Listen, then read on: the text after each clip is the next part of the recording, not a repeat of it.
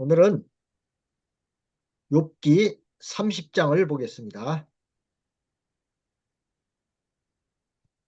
За Йов 30 дугаар бүлэг болцсон уу тий? 네, 욥기 30장을 강의합니다. За Йов 30 дугаар бүлэг. 네, 욥기 30장은 이제 욥의 고통입니다. 욥의 고통. За энэ бүлэг маань болохоор Йовийн зовлонгийн тухай өгүүлж байгаа. 네, 대지는 첫 번째는 욥을 핍박하는 자들의 가련한 상태. За эхний хэсэг нь болохоор Йовийг шүүмжлэгчдийн өрөвдөлтөй байдал. 욥을 핍박하는 자들의 가련한 상태. 1절로 8절. 1-8 дугаар эшлэл. 두 번째는 욥이 고난과 핍박을 받음. Хоёрт нь болохоор Йов зовлон хавчлагыг амсна. 9절로 15절. 9-с 15. 그다음에 세 번째는 욥이 당하는 육신의 고통. Гуравт нь болохоор Йовийн эдэлсэн махбодын зовлон. 16절로 19절. 16-аас 19. 네 번째는 욥이 당하는 마음의 고통. За дөрөвт нь болохоор Йовийн амссан сэтгэлийн зовлон. 20절로 24절. 20-аас 24. 그다음 다섯 번째는 욥이 전날에 선을 행했으나 화가 왔다고 함. Йов урд нь сайныг үйлдсэн боловч зовлон дунсан гэж хэлсэн нь. 25절로 27절. 25-аас 27. 그다음에 여섯 번째는 고난당하는 욥의 형편. 6-ад нь болохоор зовж буй Йовийн байдал. 28절로 31절. 28-аас 31. 네. 이렇게 6개 대지로 나눠졌습니다. 첫 번째를 보겠습니다. 첫 번째는 욥을 핍박하는 자들의 가련한 상태입니다. 1절로 8절. За эхний хэсэг нь болохоор Йовийг шүүмжлэхтийн өрөвдөлтөй байдал гэсэн тийм. 한번 읽어보겠습니다. 1절 말씀 읽겠습니다. 그러나 이제는 나보다 젊은 자들이 나를 기롱하는구나. 그들의 아비들은 나의 보기에 나의 양떼 지키는 개 중에도 둘만하지 못한 자니라. Нэгдүгээрчлэл надаас бага залуу нь гэтэл одоо намайг илэглэх болжээ. Хонч нохтынхоо дайтайч тэдний эцгүүдийг би хардаггүй байсан. 욥이 자기보다 좀 젊은 사람들이 자기보다 나이가 많은 그 욥을 조롱하고 비방하는 데 대해서 탄식하고 있는 것입니다. 다시 말씀해 주세요. 욥이 이게 자기보다 젊은 사람이 그 나이가 많은 자기를 조롱하고 비방하는 데 대해서 탄식하고 있다는 겁니다. За нэгдүгээрчлээс харахад Йовоос насаар бага залуу хүмүүс өөрийг нь одоо Йов бол тэдний хажууд юм ахмад настай хүн байтал өөрийг нь тэгэж бага залуу хүмүүс илэглэн дооглож байгаад харамсаж халаглаж байна. 물론 그 욥의 그 친구들 중에는 욥보다 나이가 많은 사람도 있습니다. 목사님, 지금 네트워크가 잘 안 되는 것 같네. 제 안 인터넷이. 들려요? 말씀이 중간에 끊겨서 다시 말씀해 주세요. 뭐, 정상적으로 되는데 왜 안 될까? 이쪽이 상태가 안 좋은가? 그러니까 욥의 친구들 중에는 욥보다 네. 나이가 많은 사람도 있습니다. Йовийн найзууд донд Йовоос ахмад настай хүн ч гэсэн байгаа. 그런데 이제 욥보다 나이가 어린 사람이 욥을 이렇게 조롱하고 비방하는 데 대해서 탄식을 한다는 것입니다. Харин энд болохоор өөрөөс нь бага залуу хүн өөрийг нь одоо илэглэж шоолж байгаад Йов халгалсан байна. 예, 사실 젊은 사람들은 노인을 공경하는 것이 마땅합니다. Ерөнхийдөө бол одоо залуу хүмүүс бол ахмад наснуудаа хүндэлж байх ёстой. 또 신앙적으로 볼 때에도 신앙이 어린 사람이 신앙의 선배를 공경하고 순종해야 합니다. Бас итгэлийн хувьд ч гэсэн аваад үзэх юм бол итгэлээр одоо залуу хүмүүс байгаа шүү дээ тий. Тийм хүмүүс нь итгэлээр ахмад хүмүүсээ бас хүндэлж харьцах нь зүй зохистой. 나보다 나이가 좀 어리더라도 나보다 신앙이 좀 경륜이 많은 사람은 우리가 존경해야 된다는 것입니다. Тэгэхээр надаас одоо насаар бага байлаа ч гэсэн залуу байлаа ч гэсэн хэрвээ итгэлийн хувьд надаас ахмад байх юм бол бас бид нэр тийм хүнтэй хүнд итгэлтэй харилцах ёстой. 무조건 나이가 많다고 해서 젊은 사람들을 나보다 믿음이 좋은데도 무시하면 안 되는 것입니다. Тэгэхээр за насаар бага залуу байлаа гэд ерөөсөө тийм нас залуу хүмүүстэй хамаагүй харилцаж болохгүй гэсэн үг. 뭐 지금 들어오신 분이 누구죠? Памжав님. 네? Памжав. 방자분이? 예, 예. 예. 네.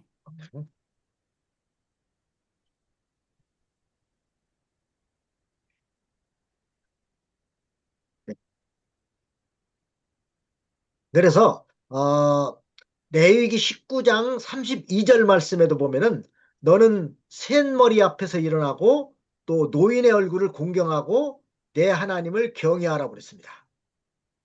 Левигийн 레위기 19장 19장 32. 32절. За Леви номын 19-ийн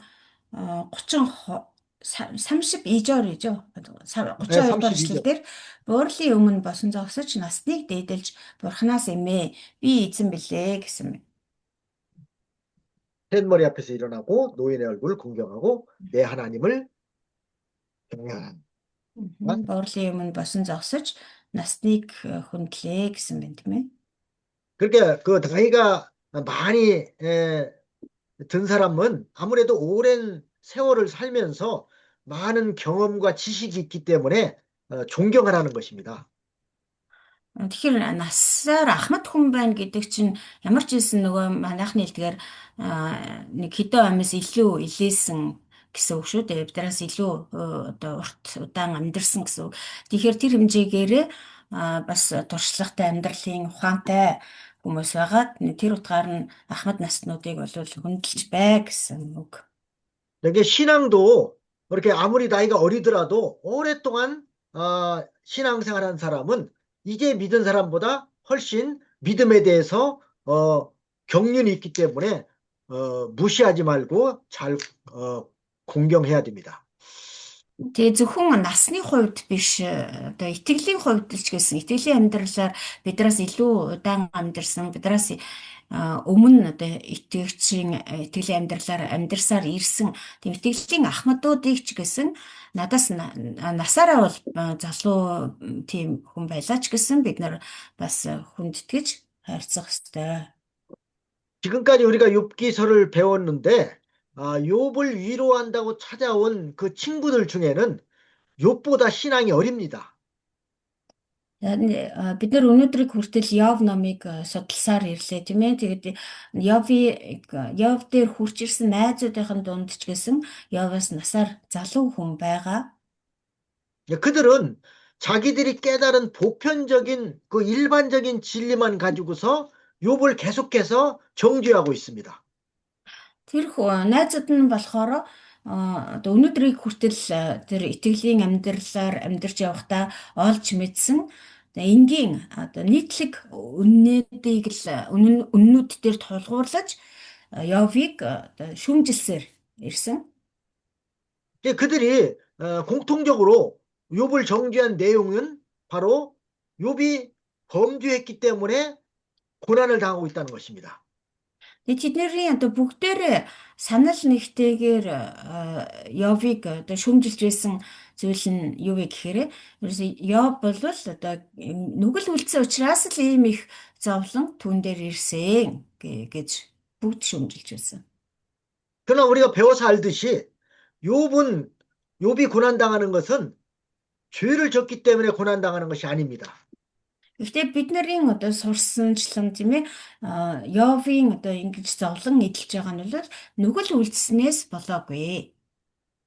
이게 사람들이 어떤 고난을 당하고 있을 때, 특히 우리 믿는 성도들이 어떤 고난을 당하고 있을 때 무조건 저 사람이 죄를 지었기 때문에 하나님 앞에 징계받는다고 말하면 안 됩니다. Тийм болохоор бид нэр одоо ялангуяа итгэгч хүмүүс зовлон эдэлж явах юм бол тэр хүнд одоо гай зовлон учирсан байх юм бол энэ хүн одоо гим нүгэл үйлснээс болоод ингэж зовж байгаа гэж буруутгаж шүүмжилж өрөөсө болохгүй. 우리가 배워서 알듯이 고난에도 그렇게 애매하게 고난을 당하는 경우도 있고 죄를 지어서 고난을 당하는 경우도 있고 선을 행함으로 고난을 당하는 경우가 있습니다. Тэгээ бид нэр одоо сурсан байгаа шүү дээ. Энэ зовлон, гай зовлон эдэлж байгаа тохиолдолд бол янз янзын учир шалтгаантай. Гим нүгэл үлдснээсээ зовлон эдэлж яж болох юм. Альсгүй бол одоо Йов шиг одоо учраа олохгүй тий учрыг нь шалтгааныг нь мэдэхгүйгээр зовлон эдэлж яж болох юм. Бас сайныг үйлдсэний учраас зовлон эдэлж яж болох юм аа. 자, 그러면 욥이 지금 고난을 당하고 있는 것은 이 셋 중에서 과연 어디에 해당하겠습니까? За тэгвэл одоо Йовд учраад байгаа энэ гай зовлон саяны одоо гурван учир шалтгааны алинд нь багтах вэ? 바로 욥은 하나님을 경외하며 하나님의 말씀대로 살려고 하기 때문에 사탄이 그걸 시기해서 욥을 이렇게 여러 가지 이렇게 고난을 당하게 만든 것입니다. Йовын хувьд болохоор одоо шалтгаан нь одоо мэддэхгүй гэд би түрүү хэлчихсэн тэр биш юм байна. Бурханаас имээж амьдрдгаасаа болоод одоо сатаны атаархлыг хөдөлгөөд тэгээд одоо бурхан түүнийг сорж үзэхийг сатанд зөвшөөрсөн учраас гай зовлон эдэлж байгаа. 그러니까 하나님의 말씀대로 바로 신앙생활을 하려고 하니까 여러 가지 이렇게 반대하는 세력들에 의해서 고난을 당하고 있는 것입니다. Өөрөөр хэлбэл бурхны үгийн дагуу бурхны хүслийн дагуу амьдрах гээд хичээх явцад одоо янз бүрийн саад бэрхшээл учирдаг байгаа. Тэгээ тэрнээс болоод зовлон эдлэх тохиолдол байдаг. 우리도 하나님의 말씀대로 신앙생활을 바로 하려고 하다가 여러 가지 고난이 온다면은 그것 때문에 낙심하지 마시기 바랍니다. Бид нарт ч гэсэн ийм зүйл тохиолдож болно. Бурхны үгээр амьдрах гэж хичээгээд тий үгийн дагуу итгэлээр амьдрах гэж хичээх үед хэрвээ бидэнд янз бүрийн зовлон, саад бэрхшээл тохиолдож байх юм бол түүнээс олж сэтгэлээр унж болохгүй. 그 고난은 오히려 우리에게 복된 고난입니다. Яг тэгвэл тэр зовлон тэгж одоо ирж байгаа зовлон бол биднэрт харин ч ерөөл болдог. 이게 죄를 지었기 때문에 하나님의 징계로 오는 고난은 뭐 자랑할 만한 것은 못 되지만은 그러나 말씀대로 순종하느라고 고난이 온다는 것은 이건 영광스러운 것입니다. Тэгэхээр бид нэр өөрсдөө хэрэг гим нүгэл үлдээд тэгээд түүний одоо хариуд шийтгэл болж бурхнаас ирж байгаа бурхны шийтгэл болж ирж байгаа зовлон бол биднэрт мэдээж одоо бахархаад сайрхаад байх зүйл биш шүү дээ. Харин бурхны үгээр дуулууртайгаар итгэлтэйгээр амьдрах гэж хичээх замд учирч байгаа саад бэрхшээл гай зовлон бол харин ч биднэрт алдар болтгоо. 그러나 우리가 죄를 지었기 때문에 고난을 당하는 것도 사실은 영적으로는 우리에게 유익한 것입니다. Тэр 죄를 다시 말씀해 주세요. 죄를 지어서 그 하나님의 징계로 고난을 당한다 해도 영적으로는 우리에게 유익하다는 것입니다. Тэгээд бас гим нүгэл үйлснээсээ болоод бурхны шийтгэлээр зовлоо гэхэд ч гэсэн тэр зовлон бас бид сүнсний хувьд бол тустай байдаг. 왜냐하면요, 죄를 짓는데도 고난이 없다면은 자기의 잘못을 깨닫지 못하고 계속해서 죄를 지을 수 있습니다. Ягаад сүнсний хувьд тустай вэ гэхээр хэрвээ гим нүгэл үлдчихэд байхад бурхан биднийг шийдэхгүй, бидэнд зовлон зөвшөөрөхгүй зүгээр өнгөрүүлээд авах юм бол бид нэр гим нүгэл үлдчихэж байгаагаа ч мэдэхгүй тэр гим нүгэлдээ бүр автах болно шүү дээ. 그러나 죄를 지었기 때문에 하나님께서 징계로 깨닫게 하려고 고난을 주실 때 자기의 죄를 깨닫고 회개할 수 있으니까 그 고난도 유익하다는 것입니다. Харин гим нүгэл үлдсэн үед бурхан түүнийг маань ойлгуулж, ухааруулж, гимшүүлэхийн тулд шийтгэл болгож зовлон бас зөвшөөрдөг тийм ээ. Тэгээд тийм үед бид нэр тэр одоо зовлонд биднэрт тулгараад ирэхээр өөрийнхөө гим нүглийг, алдаа зуршлыг ойлгож ухаарад гимшээд эргээд бурхан руугаа эргэдэг учраас энэ нь биднэрт бас тустай байдаг. 죄를 짓지 않았는데도 애매하게 고난을 당한다 해도 예수님을 생각함으로, 왜냐하면 예수님도 그 애매한 고난을 많이 당하셨기 때문에 그 예수님을 생각함으로 고난을 잘 참으면은 자기한테 유익하다는 것입니다. За бас одоо шалтгааныг нь мэдхгүйгээр тийм ээ тэгж юу зовлон ирлээч гэсэн тийм үед ч гэсэн бид нар Есүсийг санаад Есүсийг бодоод сайтар төвчих хэрэгтэй. Яагаад гэвэл Есүс ч гэсэн шалтгаангүйгээр тий өөрөөс нь ямар ч одоо буруу гим нүгэл үйлдсэн юм байхгүй байтал одоо шалтгаангүйгээр тийм зовлон эдэлж байсан. Тийм учраас шалтгаангүйгээр учирч байгаа зовлон ч гэсэн бид нар тесвэртэйгээд даван толох юм бол биднэрт тэр нь эцэстээ тустай байдаг юм аа. 그래서 빌립보서 1장 29절에도 보면은 그리스도를 위해서 너희에게 고난을 주신 것은 다만 그를 믿을 뿐 아니라 그리스도를 위해서 너희에게 은혜를 주신 것은 다만 그를 믿을 뿐 아니라 고난도 받게 하려 하심이라 그랬습니다. Тэгээ Филиппой номын 1:29 дээр бас хэлсэн байгаа. Учир нь Христийн төлөө түүнд зөвхөн итгэх бус түүний төлөө бас зовхон та нарт сойрхогджээ. 그래서 우리가 이 신앙이 좀 경륜이 있는 사람에게는 항상 공경하고 또 존중하는 그런 자세를 가져야 된다는 것입니다. Тэгэхээр бид нэр түрүүн хэлсэнчлэн итгэлийн амьдралаар надаас ахмад хүмүүс, итгэлийн амьдралаар надаас удаан амьдарсан туршлагатай, тийм итгэлийн амьдралын туршлагатай хүмүүсийг ч гэсэн бид нэр хүндэтгэж хүндлэх ёстой. 근데 욥의 친구들은 자기들이 배운 그 일반적인 그런 진리만 가지고서 신앙의 경지에 높이 올라와 있는 그런 욥의 신앙을 이해하지 못하고 계속해서 정죄했습니다. Гэтэл Йовын найз нар болохоор өөрсдөө зөвхөн тэр одоо бурхны одоо бүгдэд үзүүлдэг, бүгдэд танин мэдүүлдэг энгийн үннүүд гэж энгийн илчлэлт, энгийн үнэн гэж байгаа тийм ээ. Тийм үнэн дээр тулгуурлаад л тэгээд өөрсдөөс нь сүнсний хувьд бол хавьгүй өндөр түвшинд байгаа Йовын итгэлийг шүүмжилж буруутгаж байсан байна. 그래서 여기 1절 하반절에 보면은 그들의 아비들은 나의 보기에 나의 양떼 지키기는 개 중에도 둘만하지 못한 자니라 그랬어요.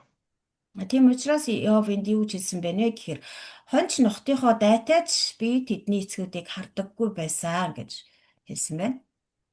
이 말은요, 욥을 조롱하는 자들의 아비들은 욥이 보기에 자기 양떼를 지키는 개만 또 못한 자들이라는 것입니다.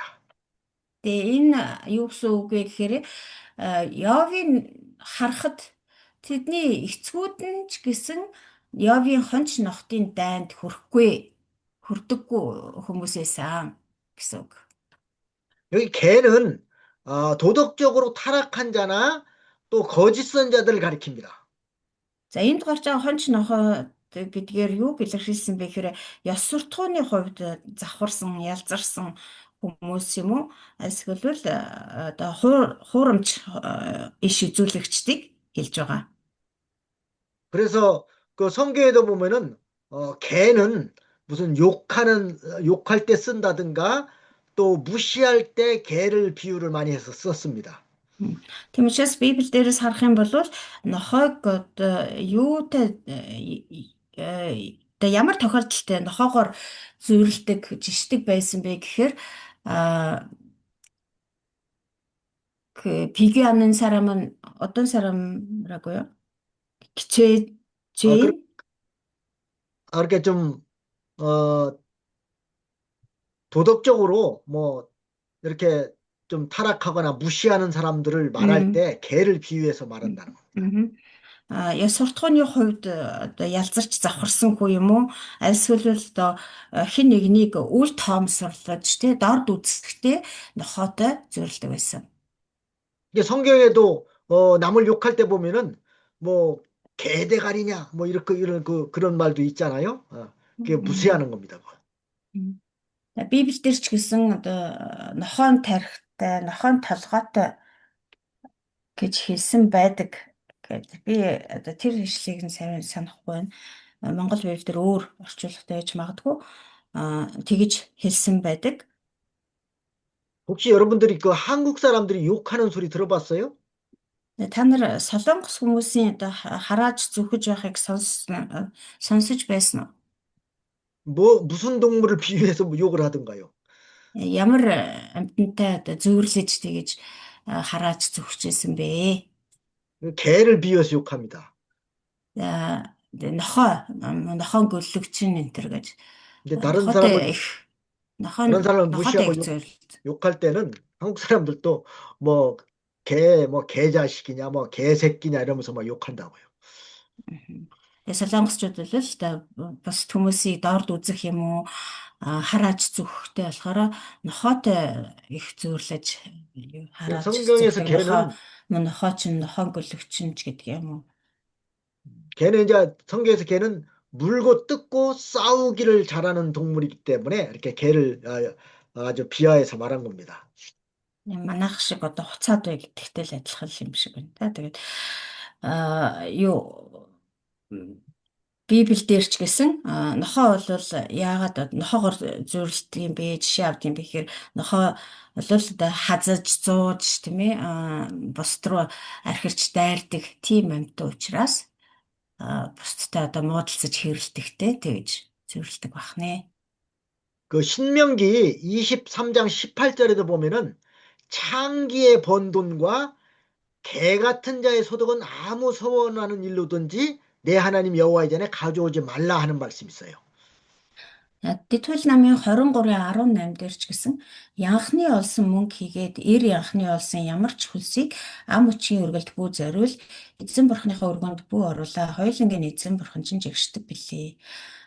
여기 몽골 성경에는 개 대신에 음, 남자 기생 그걸로 번역되어 글쎄요. 있어요. 예.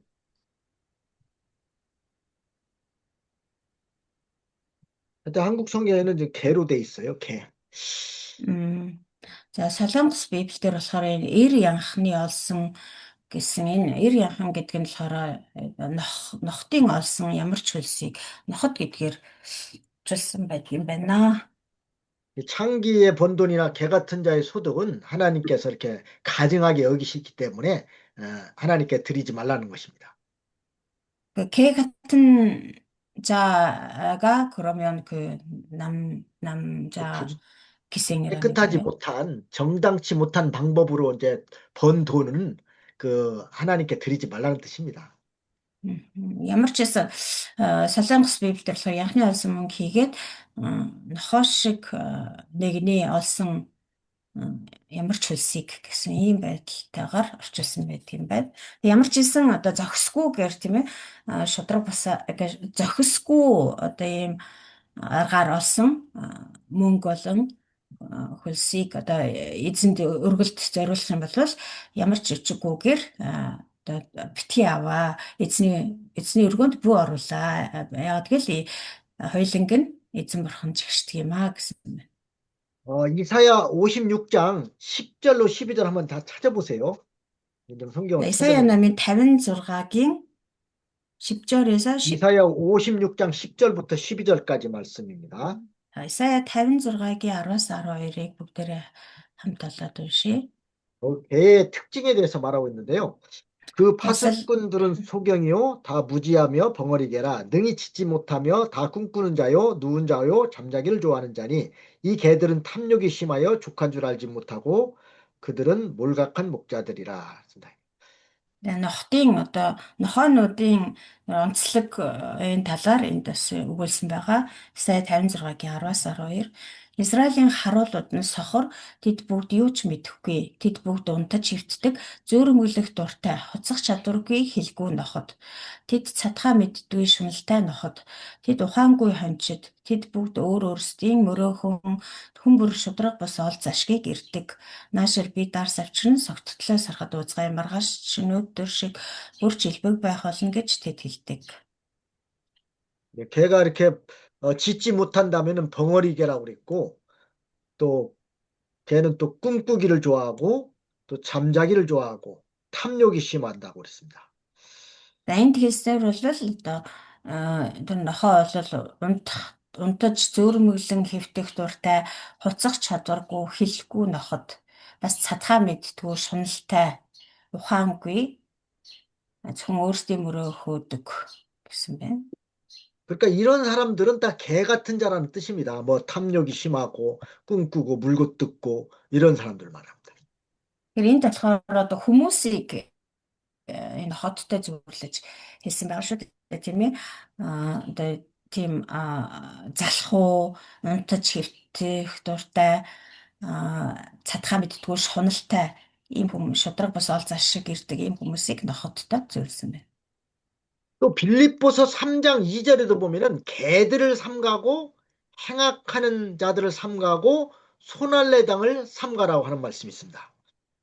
Филиппой намын 3:2 дээр ч гэсэн мөн мухай үйлснүүдээс сэргийл, биеэ өвсгчдээс сэргийл, нохтоос сэргийл гэсэн байна. 그리고 베드로 후서 2장 22절에도 보면은 참 속담에 이르기를 개가 그 토하였던 것에 돌아가고 돼지가 벗었다가 더러운 구덩이에 도로 누웠다는 말이 저에게 응하였도다. 이런 말씀이 있습니다. За мөн 2-р Петр 2:22 дээр тэдний хувьд нохой бөөлжсөд олоодог, угаасан гахаа шаварт буцаж хөлбөрдөг хэмээх үнэн сургаалт үгээр болсон ажээ.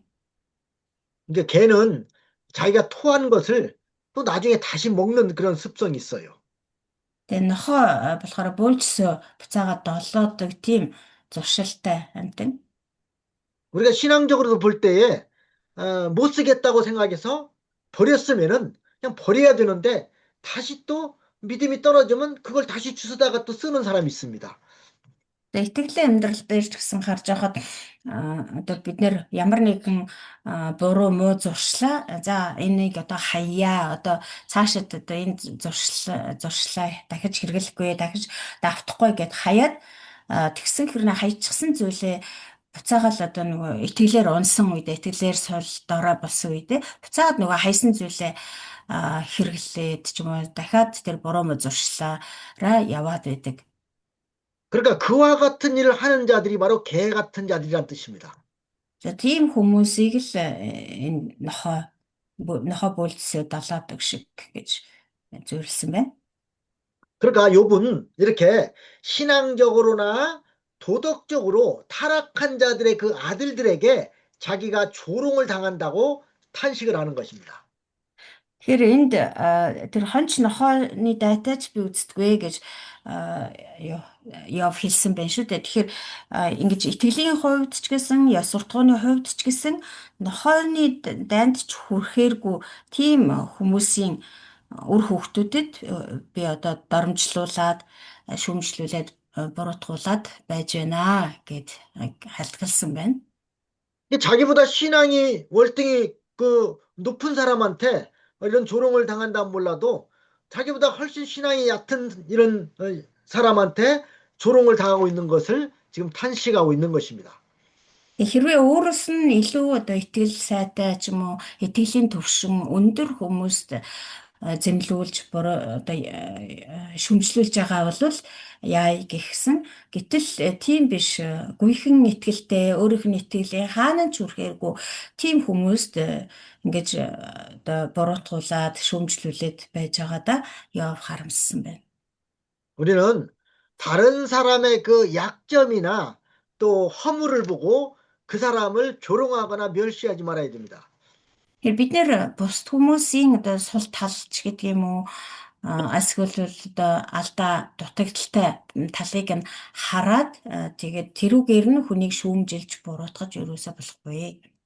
사람은 누구나 다 완벽한 사람이 없습니다. Хүмүүс бидний дунд ерөөсөө тийм төгс хүн гэж байхгүй. 또 하나님께서 각 사람에게 다 똑같은 은사를 주신 것이 아닙니다. Бас бурхан хүн болгонд яг адилхан бэлэг авьяас чадварыг өгдөггүй. 내게 없는 은사를 다른 사람이 가지고 있을 수 있습니다. Надад байхгүй сүнслэг бэлэг авьяас өөр хэн нэгэнд байж болно. 이게 다른 사람에게 없는 그 좋은 은사가 나에게 있는 경우가 있습니다. Бас бусд хүмүүст байхгүй сүнслэг бэлэг авьяас надад байж иж болно. 그러니까 우리는 항상 상대방을 존중하고 소중히 여기는 마음을 가져야지 나보다 좀 못한 것이 있다고 해서 무시하면 안 된다는 겁니다. Тийм учраас бид нэр бусдыг үргэлж одоо хүндэтгэлтэйгээр харилцаж, эрхэмлэж харилцах ёстой. Тэрнээс ш одоо надаас доор юм, одоо надад байгаа нь энэ хүнд алга гэд тэр хүнийг үл таамсарлаж дорд үзэж юусоо болохгүй. 특히 우리 목회자들 같은 경우도 우리 성도들 가운데 자기보다 좀 무식하거나 좀 못한 것이 있다고 그래서 그 사람을 무시하는 투로 대우하면 안 됩니다.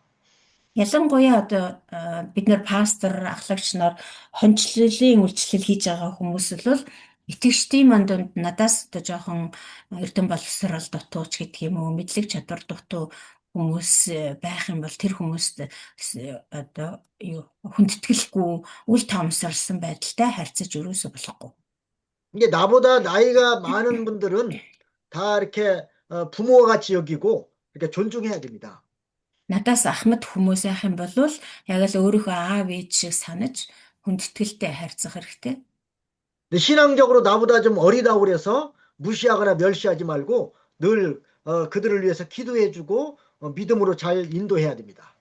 Итгэлийн хувьд ч гэсэн надаас одоо насаар ахмад байлаа ч гэсэн итгэлийн хувьд надаас залуу, надаас нялх гээд тийм хүмүүсийг одоо үл таамсарлаж, басамжилж, дорд харьцаж болохгүй, харин ч тэдний төлөө залбирч, итгэлийн амьдрал руу зөв чиглүүлж өгөх хэрэгтэй. 신앙이 나보다 좀 어리다 할지라도 끝까지 인내심을 가지고 잘 기도로써 또 말씀으로 잘 양육해야 됩니다. Тэглэр надаас залуу байлаа гэд одоо таамсарлаж болохгүй. Эцсээ хүртэл тэр хүнийг итгэлийн амьдралаар зөв чиглүүлж, үнний үгээр зөв зааж сургаж, бас залбирч өгөх хэрэгтэй. 그다음에 2절 말씀 보겠습니다. За 2 дугаар ишлэл. 그들은 작년의 기력이 쇠한 자니 그 손의 힘이 내게 무엇이 유익하랴 그랬습니다. Надад тэдний гарын хүчнээс олох юу байлаа да. Насны танаг нь нэгэнт тасарсан үлс байсан юм аа. 자, 여기 2절부터 8절까지는요. 또 욥을 조롱하는 그 젊은 자들의 아버지를 가리키는 겁니다. Энэ 2-8 дугаар ишлэл дээр болохоор одоо тэд гэж одоо гарч байгаа төлөөний үг нь болохоор Йовыг илэглэн шоолж байгаа хүмүүсийн одоо эцгүүдийг хэлж байгаа юм аа. 욥을 조롱하는 그 사람의 그 아버지들을 가리켜서 하는 말입니다. Йовыг илэглэн шоолж шүүмжилж байгаа хүмүүсийн эцгүүдийг тэд гэдэг төлөөний үгээр илэрхийлсэн байна.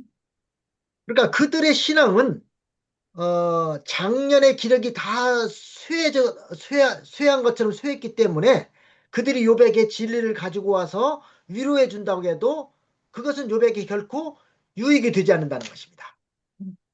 Тэгэхээр нэг ясандаа тэдний итгэл бол ерөөс танаг нь тасарчихсан, аль хэдийнэ насны танаг нь тасарчихсан тийм одоо тамтаггүй болчихсон тийм итгэлтэй хүмүүс байсан. Тийм учраас тийм хүмүүс над дээр хурч ирээд, яв дээр хурч ирээд хичнээн тайвшруулж, тайтгаруулж, сургамжллаач гэсэн надад юу ч болохгүй гэж яв хэлсэн байна. 그러니까 이 생명력 있는 그런 산 신앙을 가진 자는 고난 가운데 있는 자에게 유익이 될 수 있습니다. 위로해주고 유익이 될 수 있습니다. Насны танаг нь тасарна гэдэг чинь ерөөсөө одоо үхэл нь ойрцсон гэсэн үг шүү дээ, тийм ээ. Тэгэхээр итгэлийн хувьд ч гэсэн одоо тийм өхмөл болчихсон тийм хүмүүс харин амьд тийм ээ эрч хүчтэй жинхэнэ амьд итгэлтэй тийм хүмүүс л одоо зовлон эдэлж байгаа хүмүүст ядаж сургамжлалаач гэсэн тэр тийм хүний үг сургамжлал одоо итгэлээр бол тэр хүнийг урам зориг өгч сэргээж тэнхрүүлж чадна. 그러나 신앙과 도덕적으로 타락한 자들은 아무 유익이 되지 못하고 도리어 해만 주게 되는 것입니다. Харин итгэлийн хувьд одоо танаг нь тасарчихсан өөрөөр хэлбэл одоо өхмөл тэгээ сул дорой одоо нөгөө хүйтэн өрчгсөн итгэлтэй ийм хүмүүс бол одоо итгэлийн хувьд болон ёс суртахууны хувьд ийм болчихсон хүмүүс бол хинт ч одоо ямар ч сайхан үг айлтлаа сургамжллаа гэд тэр хүнд ямар ч тус нэмэр болж чадахгүй. 그러니까 믿음 있는 사람은 좀 고난 가운데 있는 그런 자에게 그 많은 위로를 해줄 수 있고 유익한 사람이 될 수 있지만 그러나 믿음이 없는 사람은 오히려 아무 유익이 되지 못한다는 거예요. Тэр нэг ёсондоо итгэл сайтай тий итгэлтэй хүн гэсэн үг шүү дээ. Итгэлтэй хүн л зовлон эдэлж байгаа нэгэнд тайвшрал, тайтгарал бас тус нэмэр болж чадна. Харин итгэл байхгүй хүмүүс бол ерөөсөө тус нэмэр болж чадахгүй. 그 도리어 해만 준다는 것입니다. Харин ч одоо тэр хүнд хохирлол учруулна. Хор хохирлол учруулна. Итгэл сул, итгэл байхгүй хүмүүс. 이제 우리는 이렇게 믿음이 연약한 자들에게 힘을 주고 용기를 줄 수 있는 그런 자가 돼야 되지 오히려 그들에게 손해를 주는 그런 자가 돼서는 안 됩니다. Тийм болохоор бид нар ч гэсэн тийм хүмүүст бусдад одоо тайтгарал өгч чаддаг тустай нэмэртэй тийм итгэлтэй хүмүүс болгох ёстой. Тэрнээс ш одоо итгэлээр сул дорой тэгээд одоо бусдад тийм ээ ямар ч ашиг тус болж чадахгүй харин ч гарц хохирол учруулдаг тийм хүмүүс болж болохгүй. 물론 그 욥의 친구들도 지금 고난 당하고 있는 욥을 위로해 주기 위해서 와서 욥을 권면한 것입니다. Мэдээж Йовын найз нар бол одоо тэр зовлон эдлээд зовж зүдэрч байгаа Йовыг тайвшруулж тайтгаруулах гэж ирсэн. 하지만 그들의 신앙은 욥의 그 신앙에 미치지 못하기 때문에 오히려 위로가 아니라 욥에게 고통을 안겨준 것입니다. Гэвч тэдний итгэл нь Йовын итгэлийн төвшингийн хаанад ч хүрэхгүй байсан. Тийм учраас Йовд тус нэмэр болохын оронд харин ч нэрмээс болж байсан.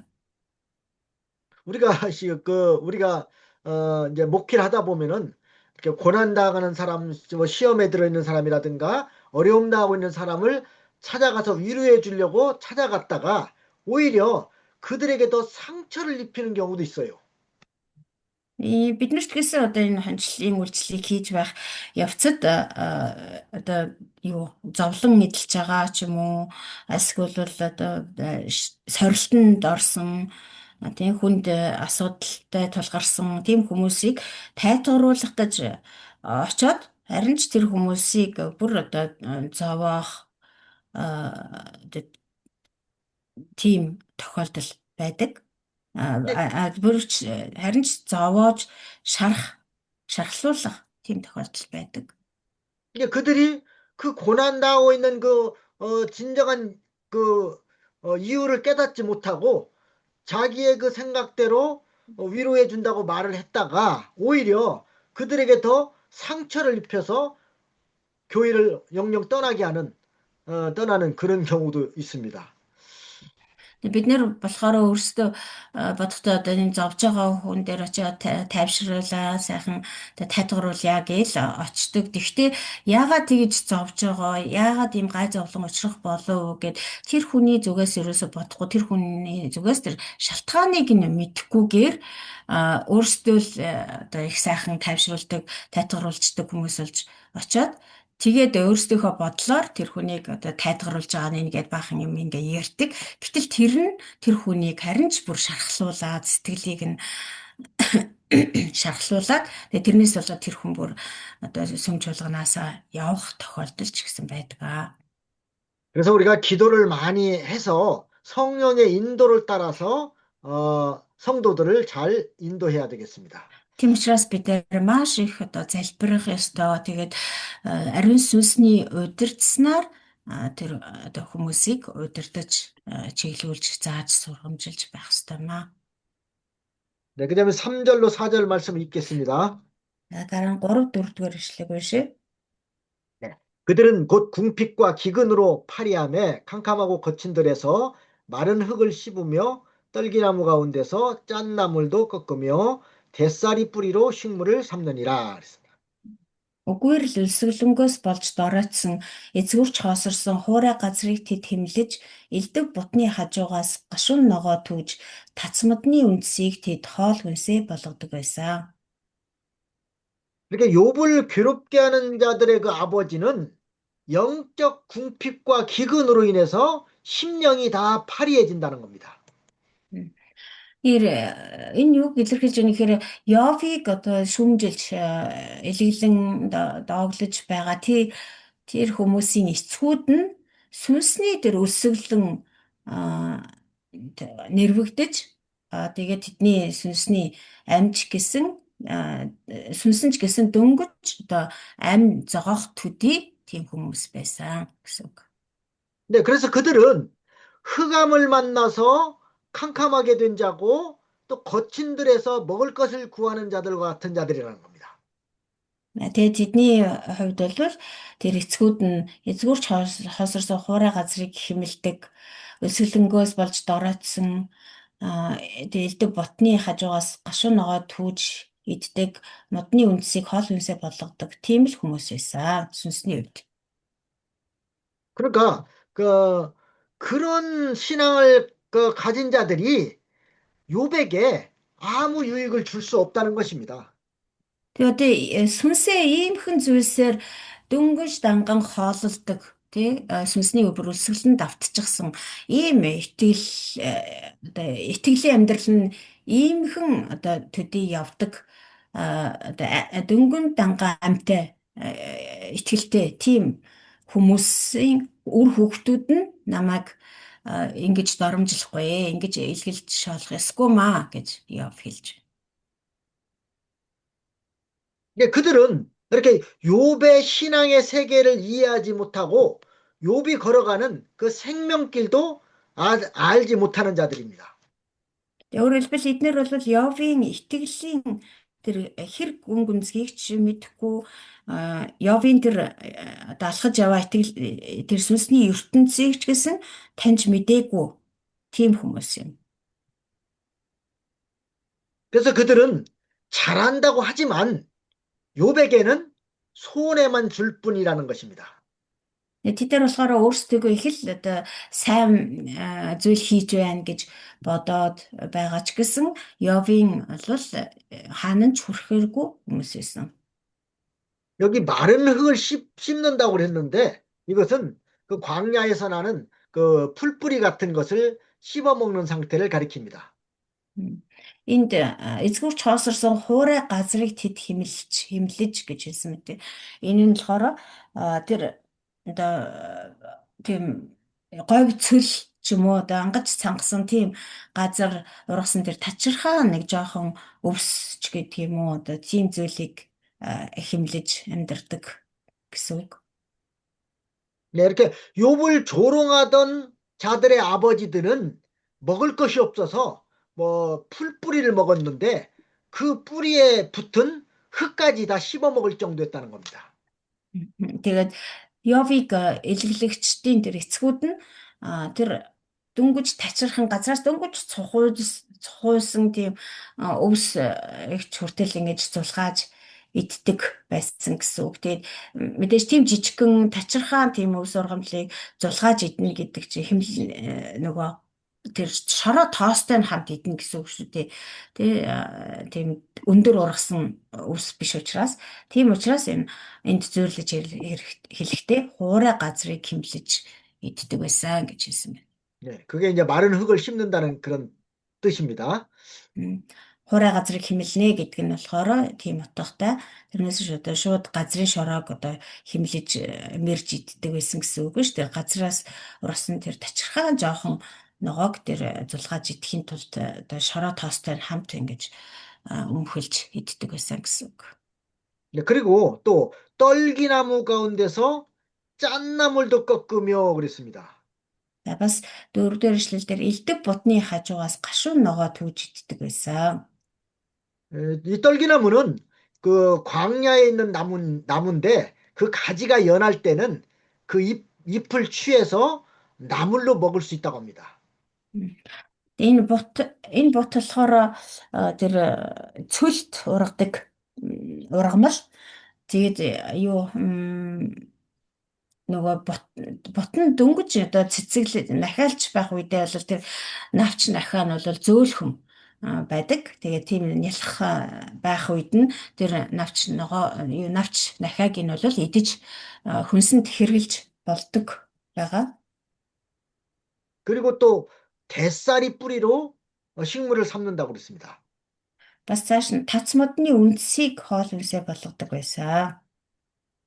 여기 뱃살이는 그 노뎀나무를 가리킵니다. 성경에 나오는 네. 노뎀나무. 네네. 그대로 그 이름으로 되어 있어요. 예, 그 뱃살이가 바로 노뎀나무를 가리킨다는 거예요. 네. 그러니까 그냥 바로 그렇게 로뎀 나무로 번역되어 있어요. 아, 그래요? 몽골 말로. 네. 노뎀나무인데 그걸로 이제 식물을 삶는다는 뜻입니다. Тэгээ тацмот гэж байгаа. Тэгээ тацмотны үндсийг хоол хүнсээ болгодог. 이게 그 당시에 이렇게 아주 비천한 자들이 먹을 것이 없는 자들이 그 나무 뿌리를 먹었다고 합니다. Тухайн үед бол үнэхээр одоо хоол хүнсгүй болсон хүмүүс бол энэ модны үндсийг ухаж иддэг байсан байна л да. 이 사람들은 이렇게 육신적으로도 뭐 풀뿌리나 나뭇잎이나 또 나무 뿌리로 이렇게 먹을 것을 삶고 영적으로도 그와 같이 아주 비참한 상태에 있었던 것입니다.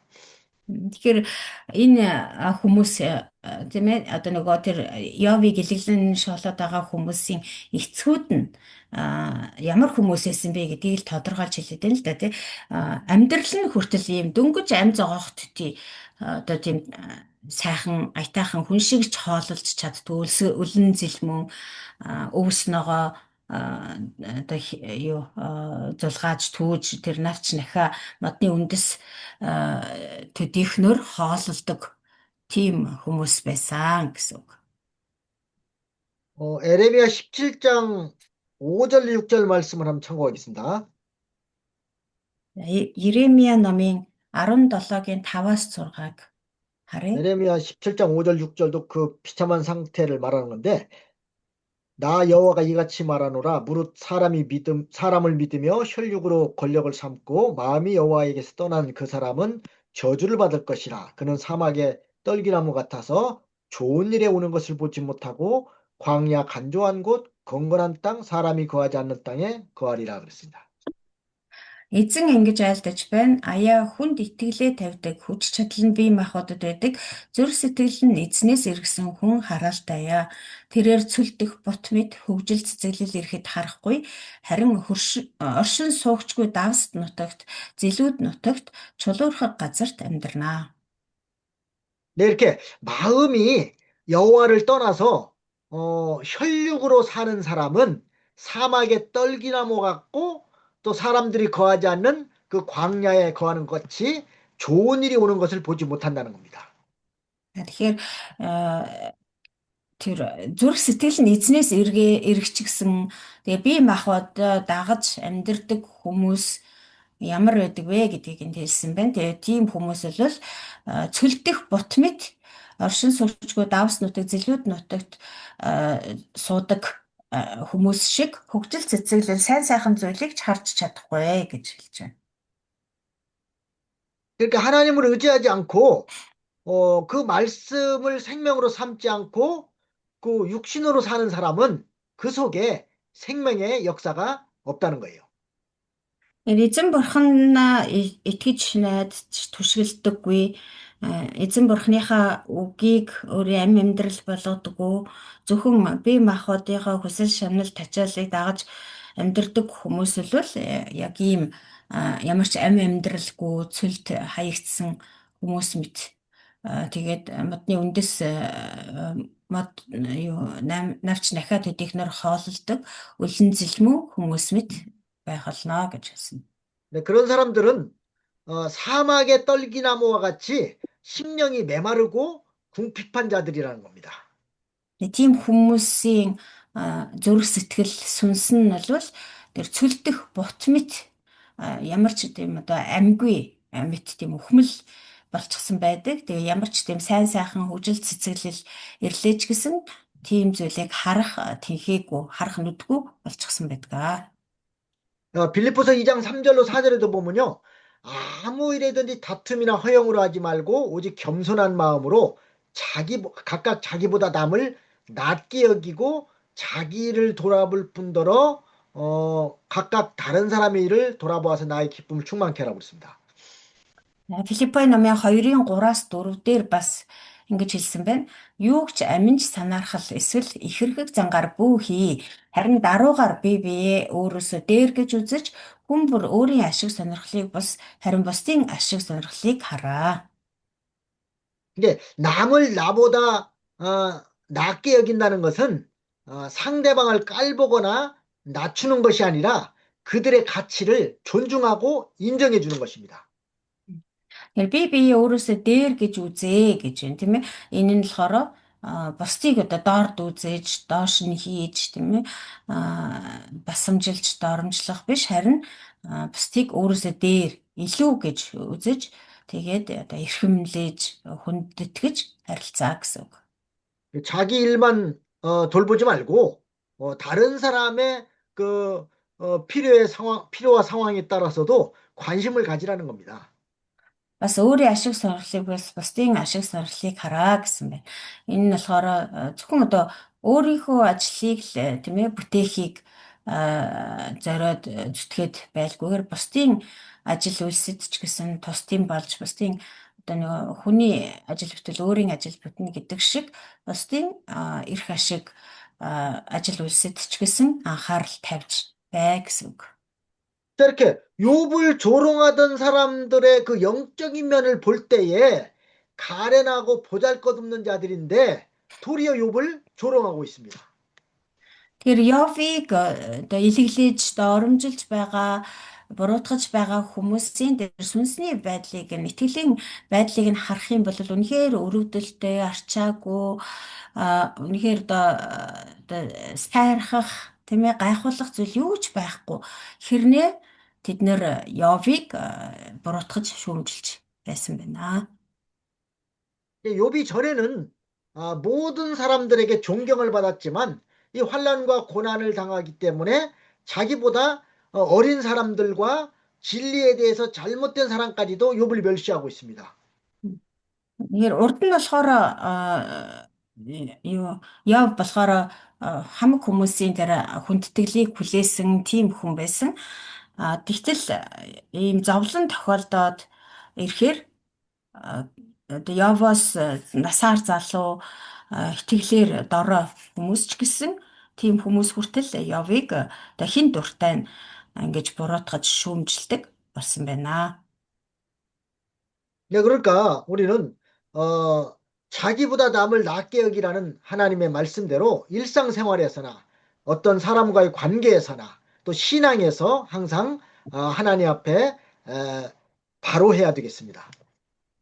Тэгэхээр бид нар болохоор түрүүн бурхны хэлсэнчлэн бусдыг өөрөөсөө дээр гэж үзээ гэж хэлсэн тийм ээ. Яг түүнтэй адилхан бид нар одоо өдөр тутмын амьдралдаач тэр бусад хүмүүстэй харилцах харилцааны хувьд ч тэр бас итгэлийн амьдралын хувьд ч гэсэн үргэлж бусад хүмүүсийг өөрөөсөө дээр илүү гэж үзэж тэгж хүндэтгэж харилцах ёстой маа. 이게 신앙적인 면에서는 예수님을 본받아서 섬김과 희생을 실천하는 것이 그게 참된 제자의 길입니다. Итгэлийн амьдралын хувьд бол бид нар Есүс Христээс үлгэр дуурайл авч үйлчлэл ба золиос гаргаж амьдрах юм бол энэ нь жинхэнэ дагалдагчийн амьдрал юм аа. 자, 그래서 우리 성도들은 하나님이 기회를 주셨을 때에 하나님의 일을 부지런히 해야 되고 교회도 잘 받들어야 됩니다. Тэгэхээр итгэгч бид нэр бол бурхан бидэнд боломж өгөх үед тэр боломжийг алдахгүй барьж аваад тэгээд чуулгандаа итгэмжтэйгээр үйлчилж тэр боломжийг сайнаар ашиглах ёстой. 우리에게 기회가 항상 있는 게 아닙니다. Биднэрт боломж үргэлж олдод байдаггүй. 우리에게 건강이 항상 있는 게 아닙니다. Бас бид нэр үргэлж эрүүл сарвал байхгүй. 우리에게 젊음이 항상 있는 게 아닙니다. Бас бид нэр үргэлж залуугаараа байхгүй. 그러니까 하나님이 우리에게 하나님의 일을 할 수 있는 건강과 기회와 뭐 필요한 모든 물질을 주셨을 때 부지런히 하나님의 일을 잘 받들어 나가야 됩니다. Тийм болохоор бурхан яг тэр боломжийг олгож байх үед бурхан тэр эрүүл мэндийг зөвшөөрж эсвэл илүү сайн боломжийг зөвшөөрж эсвэл эд баялагийг зөвшөөрсөн тийм үед нь бид нэр үнэхээр тийм түүнийг тэр боломжийг сайнаар ашиглаж чаддаг байх ёстой. 잠깐 쉬었다 하겠습니다. За түр завсарлаа.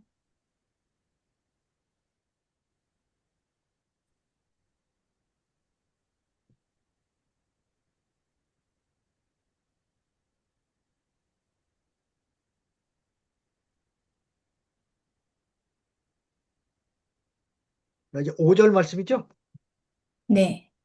5절부터 8절까지 한번 읽어보겠습니다. 나 5-8 дуршлыг уншия. 네, 무리는 도적을 위친 같이 그들에게 소리 지르므로 그들은 사람 가운데서 쫓겨나서 침침한 골짜기와 구덩이와 바위 구멍에서 살며 떨기나무 가운데서 나귀처럼 부르짖으며 가시나무 아래 모여 있느니라. 그들은 본래 미련한 자의 자식이요 비천한 자의 자식으로서 고토에서 쫓겨난 자니라. Хүний дундаас тэд хөгжсөн хулгайч мэт араасаа хашгируулсан хөндийн хажуу хавцлуудад сууж газрын ангал ба асганд тэд амьдардаг байсан. Бутнуудын дор тэд хашгиран сууж хогийн өвсөн дунд хамтдаа цугладаг байсан. Тэнгүүдийн хүүхдүүд нэр хүндгүй хүмүүсийн хүүхдүүд тэд газар нутгаасаа хөөгдөгсөд байсан. 네, 여기 이렇게 욥을 조롱하던 자들의 그 아버지는 사람들에게 쫓겨나서 정상적인 사람들과 함께 거처하지 못하는 자들이라는 겁니다. Эндээс харах юм бол Йовыг илэглэн дарамжилж байгаа хүмүүсийн эцгүүд нь ямар хүмүүс байсан бэ гэхээр хүмүүсийн дундаас хөөгдөгсөд өөрөөр хэлбэл одоо хүмүүстэй хамт амьдарч чадхааргүй хүмүүсийн дундаас хөөгдсөн тийм хүмүүс байсан. 그래서 그들이 나타나면은 사람들이 마치 도적이 나타난 것처럼 소리를 지른다는 겁니다. Тэгээд тэд нарыг хэрвээ хүмүүсийн дунд үзэгдэх юм бол хүмүүс яг л хулгайч үдсэн мэт тэднийг одоо хашгирч гуйхчиж хөөж туудаг байсан.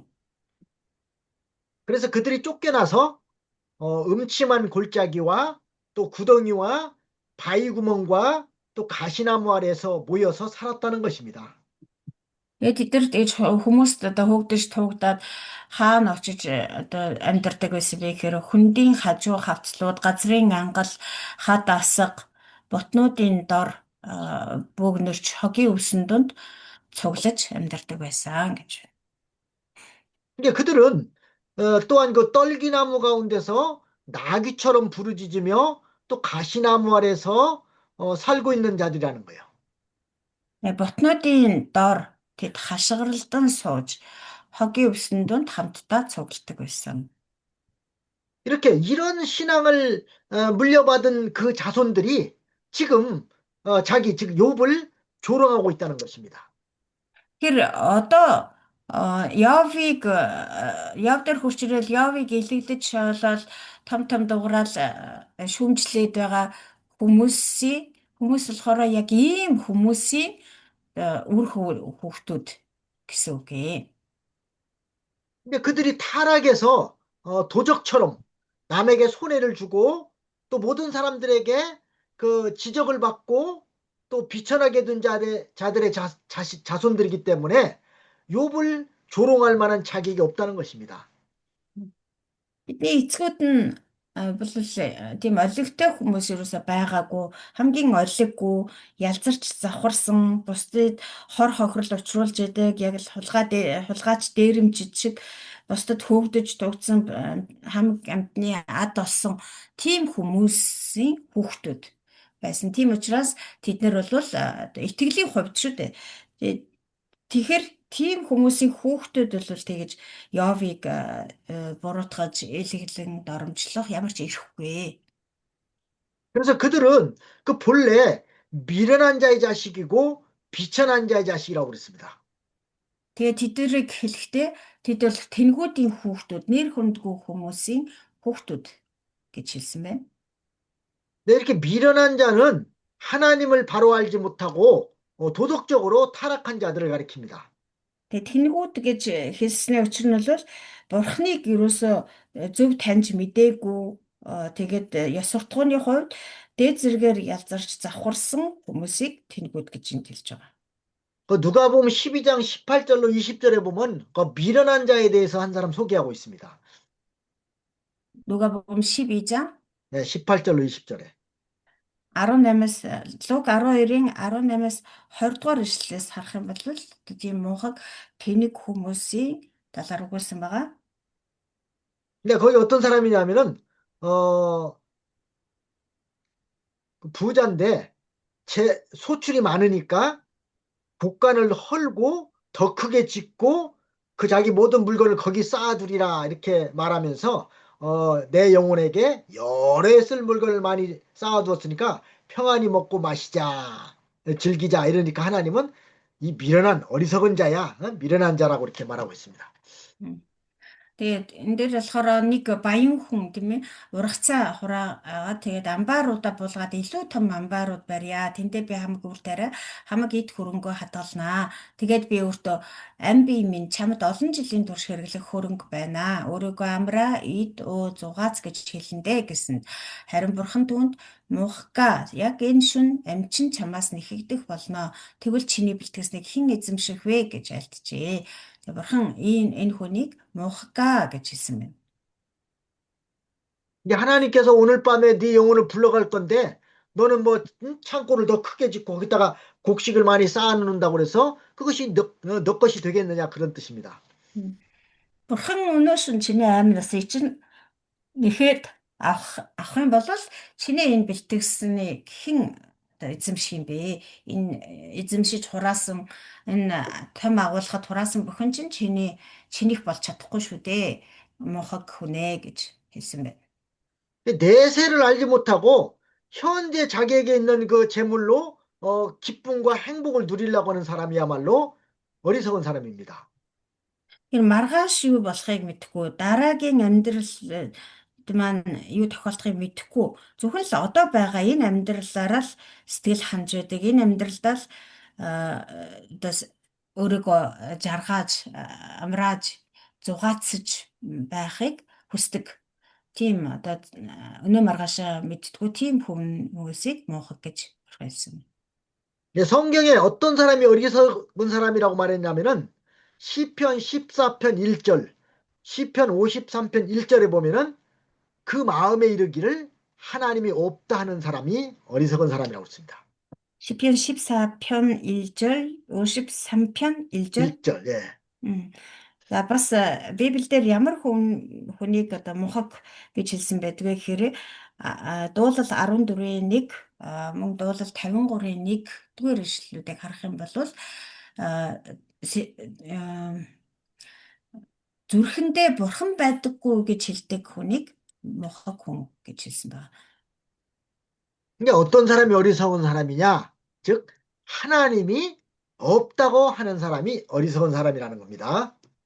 Тэгэхээр эцсийн эцэст бурхан байдаггүй, бурхан байхгүй гэж боддог, ярьдаг хүн бол муухай хүн юм а гэж Библиэр хэлсэн байна. 우리는 하나님이 계시다는 거 분명히 믿죠? Бид нар бол харин бурхан байдаг гэдэгт итгэдэг тийм үү? 이 천지 만물을 창조하신 분이 하나님이라는 걸 우리는 분명히 믿습니다. Энэ ертөнц дэлхий бүх юмсыг бүтээгч нь бурхан юм а гэдэгт бид нар баттай итгэдэг. 그런데 하나님이 없다고 말하는 것이야말로 얼마나 어리석은 것이냐는 겁니다. Харин бурхан байхгүй гэж ярьдаг, боддог, итгэдэг хүмүүс ямар тэнийг мунхаг хүмүүс вэ? 하나님은 오늘날도 살아계셔서 우리들의 모든 생사화복을 주장하고 계시는 분입니다. Бурхан одоо ч гэсэн амьд оршин байгаа бидний амьдрал үхэл зовлон жаргалыг захирсаар байгаа. 이게 하나님이 모든 나라의 흥망성쇠, 즉 나라가 뭐 부하고 망하는 모든 것들도 하나님이 주장하고 계십니다.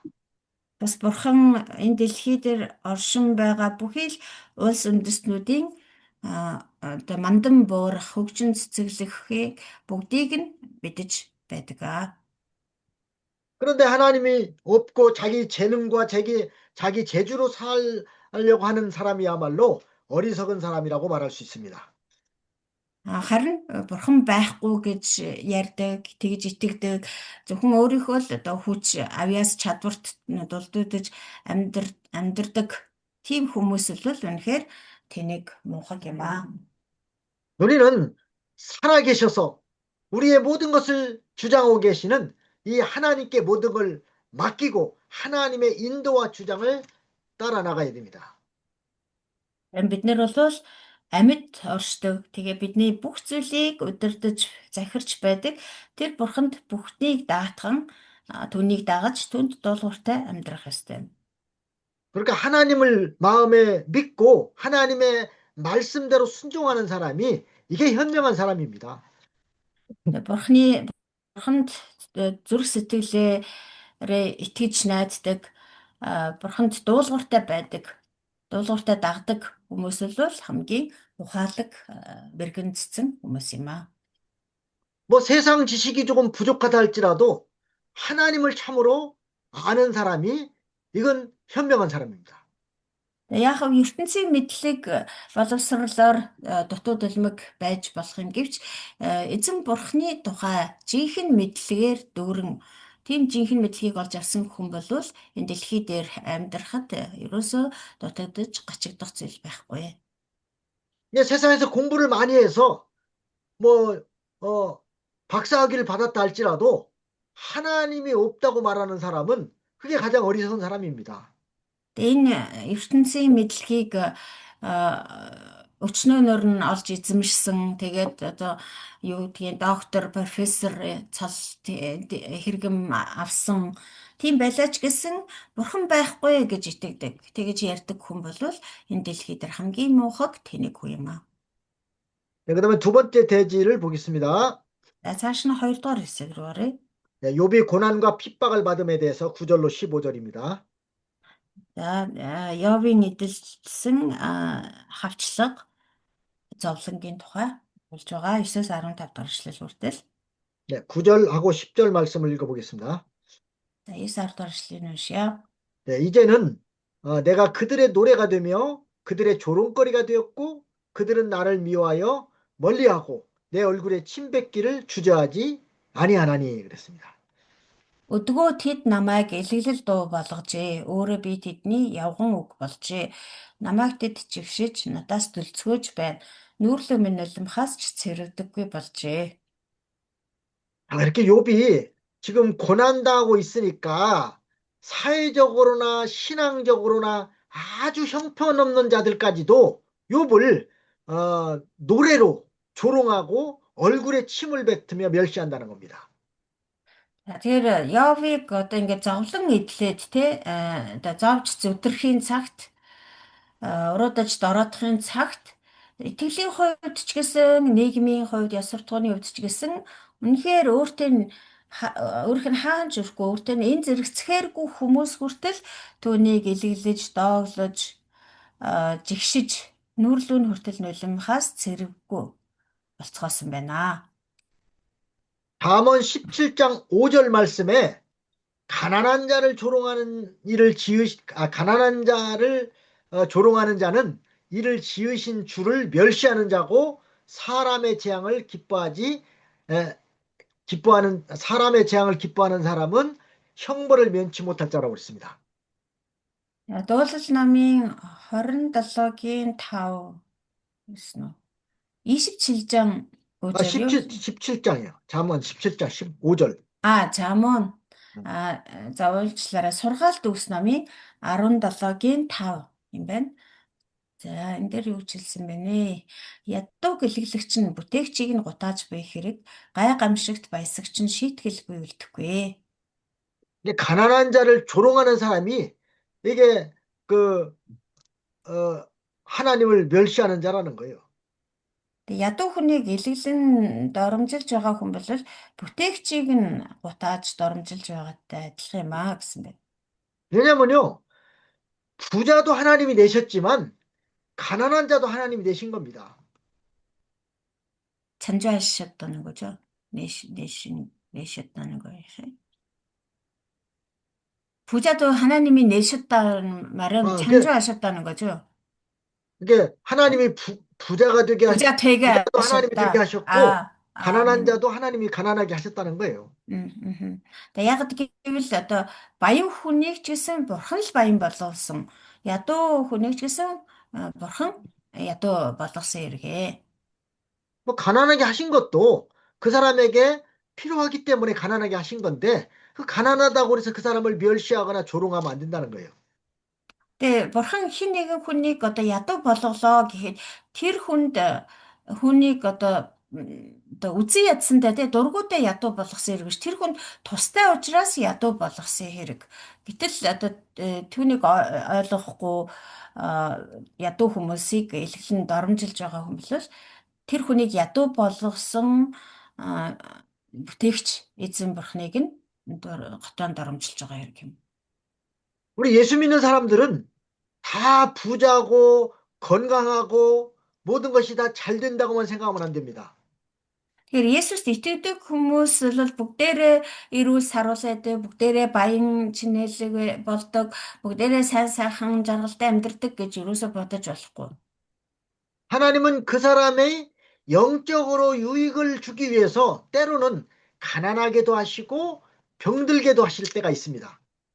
Бурхан тухайн хүнийг сүнсний хувьд, итгэлийн хувьд тэр хүнд ашиг тустай байлгахын тулд ашиг тустай гэж үзэх юм бол заримдаа тэр хүнийг бас хүнд өвчин нэг зөвшөөрдөг, заримдаа бас ядуу байхыг зөвшөөрдөг. 욥이 지금 믿음 지키다가 지금 가난하게 됐고 몸에 병이 들었습니다. Йовын хувьд ч гэсэн одоо яг л тэгж итгэлээ сахин хамгаалж байгаад л ингэж өвчнж туссан, ядуу зүдүүж болсон байгаа. 그것을 갖다가 조롱하고 멸시하면 안 된다는 거예요. Тэгээ түүнийг нь тийм байхад одоо тэр учрыг ч олохгүйгээр тийм байдлаас нь болж илэглэж, доромжилж ерөөсө болохгүй. 하나님께서는 각 사람의 필요에 따라서 모든 것을 적당하게 주시는 분입니다. Бидний эзэн бурхан бол хүн болгоны хэрэгцээнд нь тааруулж бүгдийг зөвшөөрдөг, бүгдийг өгдөг нэг юм аа. 내가 현재 가난한 상태에 처해 있다고 해서 낙심하거나 원망하지 마시기 바랍니다. Яг одоо би ядуу амьдралтай байлаа гэд ерөөсө цөхөрч шантарч сэтгэлээр унаж болохгүй. 가난을 통해서 배우는 것도 많습니다. Ядуу байдлаар ч гэсэн дамжуулан сурах зүйл их байдаг. 부자가 알지 못하는 그런 영적인 진리를 많이 깨달을 수가 있습니다. Баян хүмүүсийн олж мэдж чаддгүй тийм сүнсний гайхалтай үннүүдийг бид нар ядуу амьдралаас суралцдаг. 또 몸이 병이 들었을 때에 영적으로 깨닫는 것이 많습니다. Бас өвчин туссан үедээ бид нэр сүнсний хувьд олж мэддэг үннүүд олон байдаг. 사람이 겸손하게 되고 모든 것을 하나님이 다 주장하시는 것이라는 것을 깨닫게 됩니다. Хүн өөрөө ирэхгүй даруй болж бүх зүйлийг эзэн бурхан захирдгиймаа гэдгийг бид нэр хүлээн зөвшөөрдөг. 그렇기 때문에 모든 것이 하나님은 합력하여 선을 이루시는 분이십니다. Тийм учраас бурхан бол ерөөсө бүх зүйлийг хамтд нь бидний сайн сайхны төлөө төлөвлөж байдаг. Сайн сайхны төлөө зориулж байдаг юм аа. 이게 자기 сайн сайхны төлөө 생각대로 ажилуулж байдаг юм аа. 네, 자기 생각대로 모든 걸 판단하고 어리석게 하나님을 원망하는 자가 되지 마시기 바랍니다. Тийм учраас бид нар зөвхөн өөрсдийнхөө бодсноор л бүхнийг дүгнэж, цэгнэж, тэгээ бурхныг одоо шүүмжилдэг, бурхныг буруутгадаг тийм мунхаг хүмүүс болж болохгүй. 뭐든지 다 잘 되고 또 부자고 건강하고 그런 것만 복인 줄로 생각하면 안 됩니다. Тэгээд бас одоо бүх зүйл бүтэмжтэй сайн сайхан байж, эрүүл сарвал амьдарч бас баян чинэлэг амьдрахыг л ерөөл гэж бодож болохгүй. 네, 오히려 사람은 이렇게 그런 어려운 환경에 처해 있을 때 더욱더 하나님을 의지하게 되고 또 자신의 부족함을 발견하게 되고 더욱더 낮아지게 됩니다. Яг хүн гэдэг бол угаасаа тийм одоо хүнд хэцүү зовлон бэрхшээлтэй учирсан тийм үедээ л бурханд илүү их найдаж түшиглэж өөрийнхөө тэр дутуу дулмиг сул дорой гэдгээ ухаарч тэгээд илүү итгэлээр эзэнд итгэх итгэлээрээ илүү өсдөг. 그러니까 오히려 아무것도 없을 때 더욱더 하나님을 의지할 수 있는 좋은 기회가 되기도 합니다. Тийм болохоор харин ч одоо бидэнд юу ч байхгүй үед бид нэр нэгэнт л юу ч байхгүй юм чинь юунд ч одоо найдах аргагүй болцсон юм чинь эзэн бурхандаа илүү одоо найдахаас өөр аргагүй болдгоо. 어떤 사람들은 부모가 이렇게 많은 재산을 가지고 있다가 그것을 물려줘 가지고서 하루아침에 큰 부자가 되는 경우도 있습니다. Зарим хүмүүс яг аав ээж нь их баян чинэлэг хөрөнгөтэй байжгаад түүнийг өр хөвгтдөө өвлүүлж өгснөөрөө гинтхэн л одоо нэг өдрийн дотор баяжчдаг тийм хүмүүс байдаг. 그런데 어떤 사람은 그 부모가 물려준 그 많은 재산 때문에 오히려 더 자기한테 큰 손해를 보는 경우가 있습니다. Гэтэ одоо ээж аваасаа өвлөж авсан тэр их эд хөрөнгнөөсөө болоод зарим нь харин ч бүр одоо уруудаж дороотож гар цохрол амсах нь байдаг. 또 자녀들이 많은 경우에는 그 재산 때문에 오히려 서로 자녀들 간에 싸우는 사람도 있습니다. Дээрэс нь бас хэрвээ одоо олон үр хүүхдүүдтэй байх юм бол тэр үр хүүхдүүд нь тэр одоо ээж аваахаа өв хөрөнгнөөс болоод хоорондоо муудалцах, тангараг тасрах явдалч тохиолддог. 그래서 형제들 간에 서로 재산 문제 때문에 싸우다가 결국은 원수처럼 지내는 사람들도 있습니다. Тэгээд одоо тэр өмч хөрөнгнөөс болоод өв залгамжлалаас болоод ах トゥ ус хоорондоо тангараг тасарч дайсан шиг би нэг үзэн ядаж амьдардаг хүмүүс ч байгаа. 그런 걸 보면은 차라리 부모에게서 아무것도 물려받지 못해서 가난한 사람이 오히려 더 하나님만 의지하고 믿음을 잘 지킬 수 있으니까 더 자기한테는 유익할 수 있습니다. Тэгээд тийм байдлыг харах юм бол харин ч одоо ээж аваасаа юу ч өвлж аваагүй одоо хоосон ядуу байгаад тийм ээ. Тэгээд эзэн бурхандаа л бүх зүйлээ даатгаж эзэн бурхандаа илүү итгэж түшиглэж амьдрах нь илүү сайхан ерөөлтэй хэрэг юм аа гэдгийг ойлгож ухаардаг. 현재 자기가 가난하게 산다고 그래서 너무 낙심하지 마시기 바랍니다.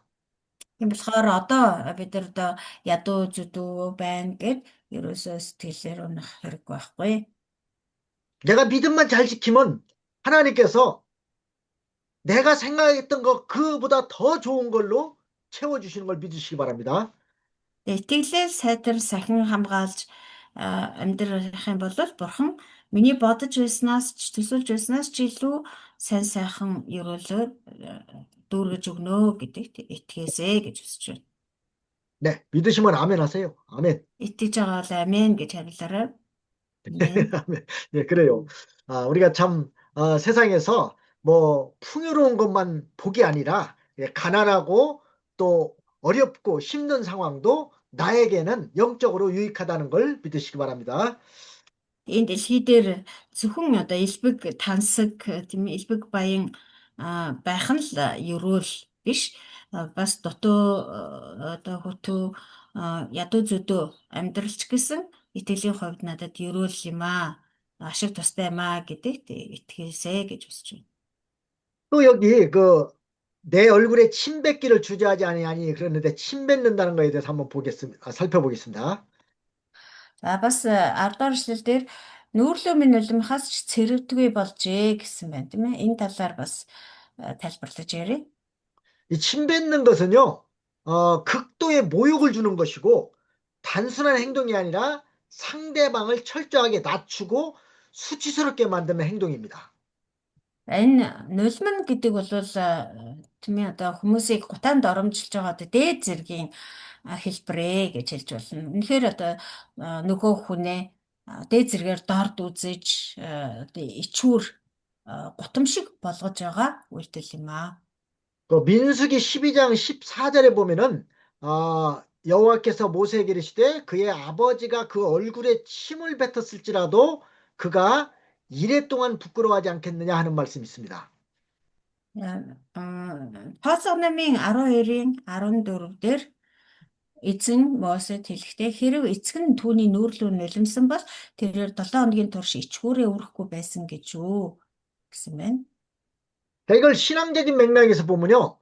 하나님의 사람, 특별히 예수님께서 그런 모욕을 당하셨다는 것은 참 신앙인의 길이 세상에서 이렇게 조롱과 수치를 당한다는 것을 보여주는 것입니다. Тэгээ ялангуяа одоо итгэлийн хувьд аваад үзэх юм бол бидний эзэн Есүс Христ хүртэл бусдад нулимуулж байсан тийм ээ. Тэгэхээр энэ нь юу гэлж байна гэхээр энэ итгэлээр амьдрна гэдэг бол энэ дэлхий энэ ертөнцийн хувьд бол үнэхээр одоо тэгэж одоо гутамшигтай зүйл гэж үзэгддэг. Тэгэж одоо хүмүүст ад үзэгдэхээс өөр аргагүй тийм амьдрал байдаг. итгэлээр амьдрна гэдэг бол 죄 없으신 예수님께서도 세상에 계실 때 사람들에게 침뱉음을 당하고 모욕을 당했습니다. ямар ч гэм нүгэл үйлдээгүй Есүс Христ хүртэл бидний эзэн хүртэл хүмүүст ингэж гутамшиг болж хүмүүсээр нулимуулж байсан шүү дээ. 우리가 세상에서 믿음 지키다가 사람들에게 침뱉음을 당하고 모욕을 당한다 할지라도 나도 예수님이 걸어가신 길을 걸어간다 생각하고 너무 낙심하지 마시기 바랍니다. Тэгэхээр бид нар ч гэсэн одоо итгэлийн амьдралаар итгэлээ сахин хамгаалж явахдаа хүмүүст ингэж нүүрлүгээ нулимуулж ингэж одоо доромжлуулж гутаалгах үедээ би сэтгэлээр уналтгүйгээр би эзэн Есүсийн замаар явж байгаа юм байна. Би зөв замаар явж байгаа юм байна гэж бодох хэрэгтэй. 이렇게 침뱉음을 당하는 것은 참 극도의 모욕을 당하는 것입니다. нулимуулнаа гэдэг бол бүр дээд зэргээр гутаалган доромжлуулж байна гэсэн үг. 사람은 함부로 사람들에게 침뱉는 행동을 하지 말아야 됩니다. Тэр бид нэр бол ер нь хүмүүс бол бос руу ингэж хамаа намаагүй нулимж болохгүй. 그것은 참 그 사람에게 인격적으로 아주 큰 모독을 주는 행위이기 때문입니다. Яа тэгэл одоо нулимнаа гэдэг бол тэр хүнийг бол одоо хүн шиг үзэхгүй байна. Хүнээс долоон дор үзэж байгаагийн хэлбэр юм аа. 자, 우리는 이렇게 이런 모독을 당하더라도 하나님께 맡기고 인내하는 것이 참된 믿음의 길입니다. Бид нар ингэж бусдаар нулимууллаа ч гэсэн хүмүүс бид нар руу нулимлаа ч гэсэн бид нар яах ёстой вэ гэхээр эцсийн хүртэл твчих ёстой. Тэгээд тэр болгоны одоо эцсийн хариуг эзэн бурхандаа даатгаад тесвэр твчээртэйгээр одоо хүлцэж өнгөрүүлэх ёстой. Энэ бол жинхэнэ одоо итгэлтэй хүний шинж юм. 이거 우리가 분명히 알아야 될 것은 우리가 다른 사람에게 이렇게 모독을 주는 이런 침뱉는 행위는 하지 말아야 되지만 그 다른 사람에게 우리가 이런 모독을 당한다면은 그것은 잘 참고 걸어 이겨나가야 됩니다. Тэгэхээр эндээс бид нэр юуг сурах ёстой байна вэ гэхээр бид нар өөрсдөө ч гэсэн хүмүүс рүү хязгаарч нулимж болохгүй тэгэж нулимж хүмүүсийг гутаанд оромжилж болохгүй бусад хүмүүс над руу бид нар руу нулимлаа ч гэсэн түүнийг одоо төвчээртэйгээр итгэлээр төвчиж өнгөрүүлэх ёстой. 네, 그다음에 11절 말씀을 보겠습니다.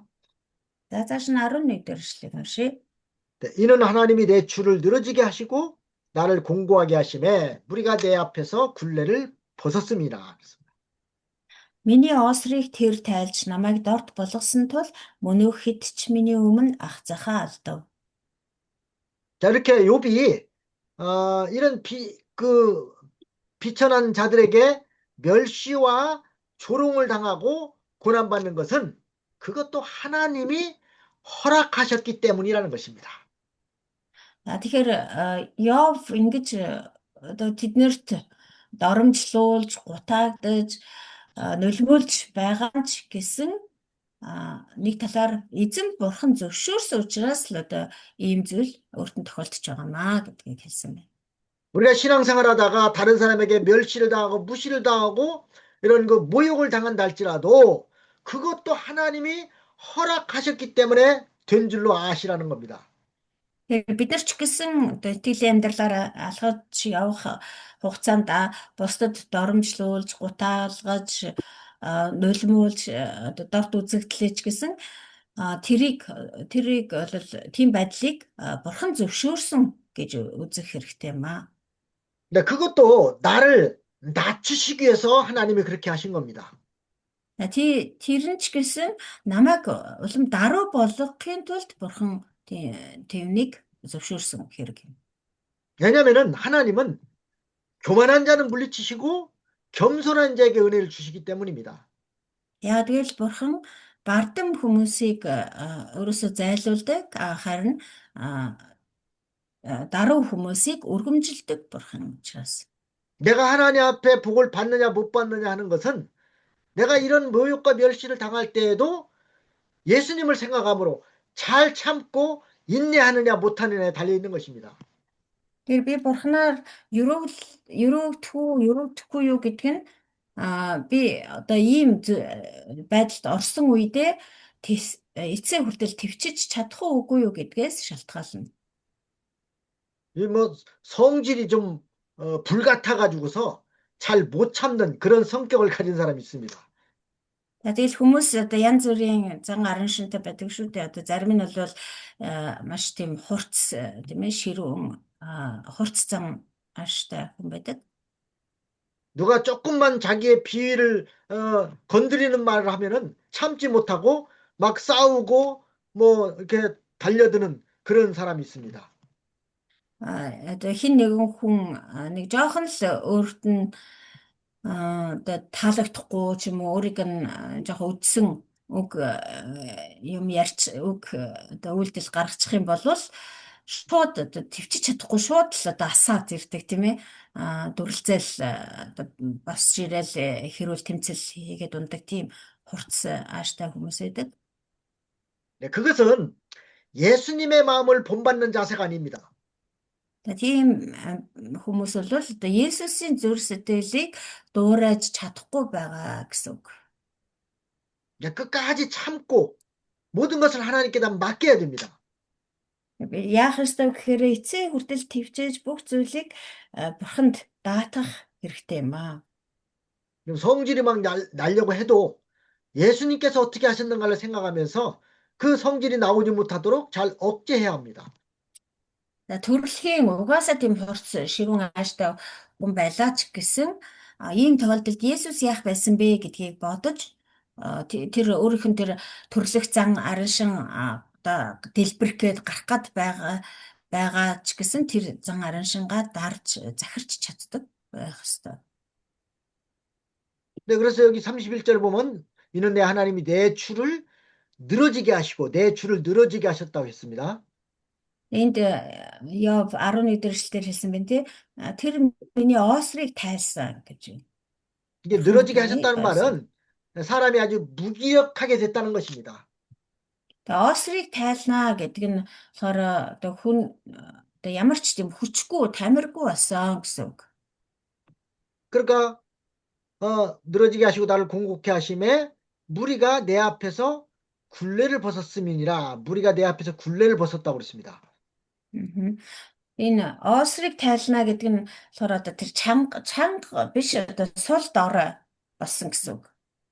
Тэгээд тийм учраас намайг одоо ийм сул дор болсонд тэд ч гэсэн ахцахаа алдсан.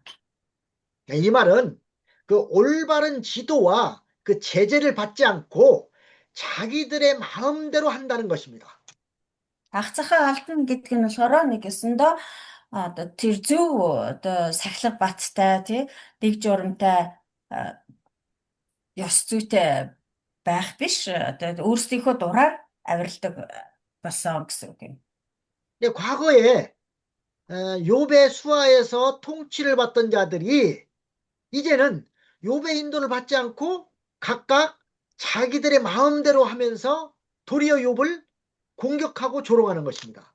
Өөрөөр хэлбэл урд нь Йовыг одоо тэр хүчтэй тэнхээтэй байх үед нь Йовд зарцлагдаж Йовын боол байсан хүмүүс одоо л Йовын үгийг тоогчгүй харин ч одоо толгой дээр нь гарсан гэсэн үг. 이게 얼마나 배은망덕한 행동입니까? Тэгээ энэ ямар одоо тэр ач тусыг умардсан тий ач тус мэддэггүй болчихсон нөхөд вэ? 사람이 뭐 부유하고 또 모든 일이 잘 되고 형통할 때는 그 사람을 막 그 존경하다가 그 사람이 갑자기 어려워지고 가난해지고 고난을 당하고 있다고 해서 무시한다면은 그건 배은망덕한 행동입니다.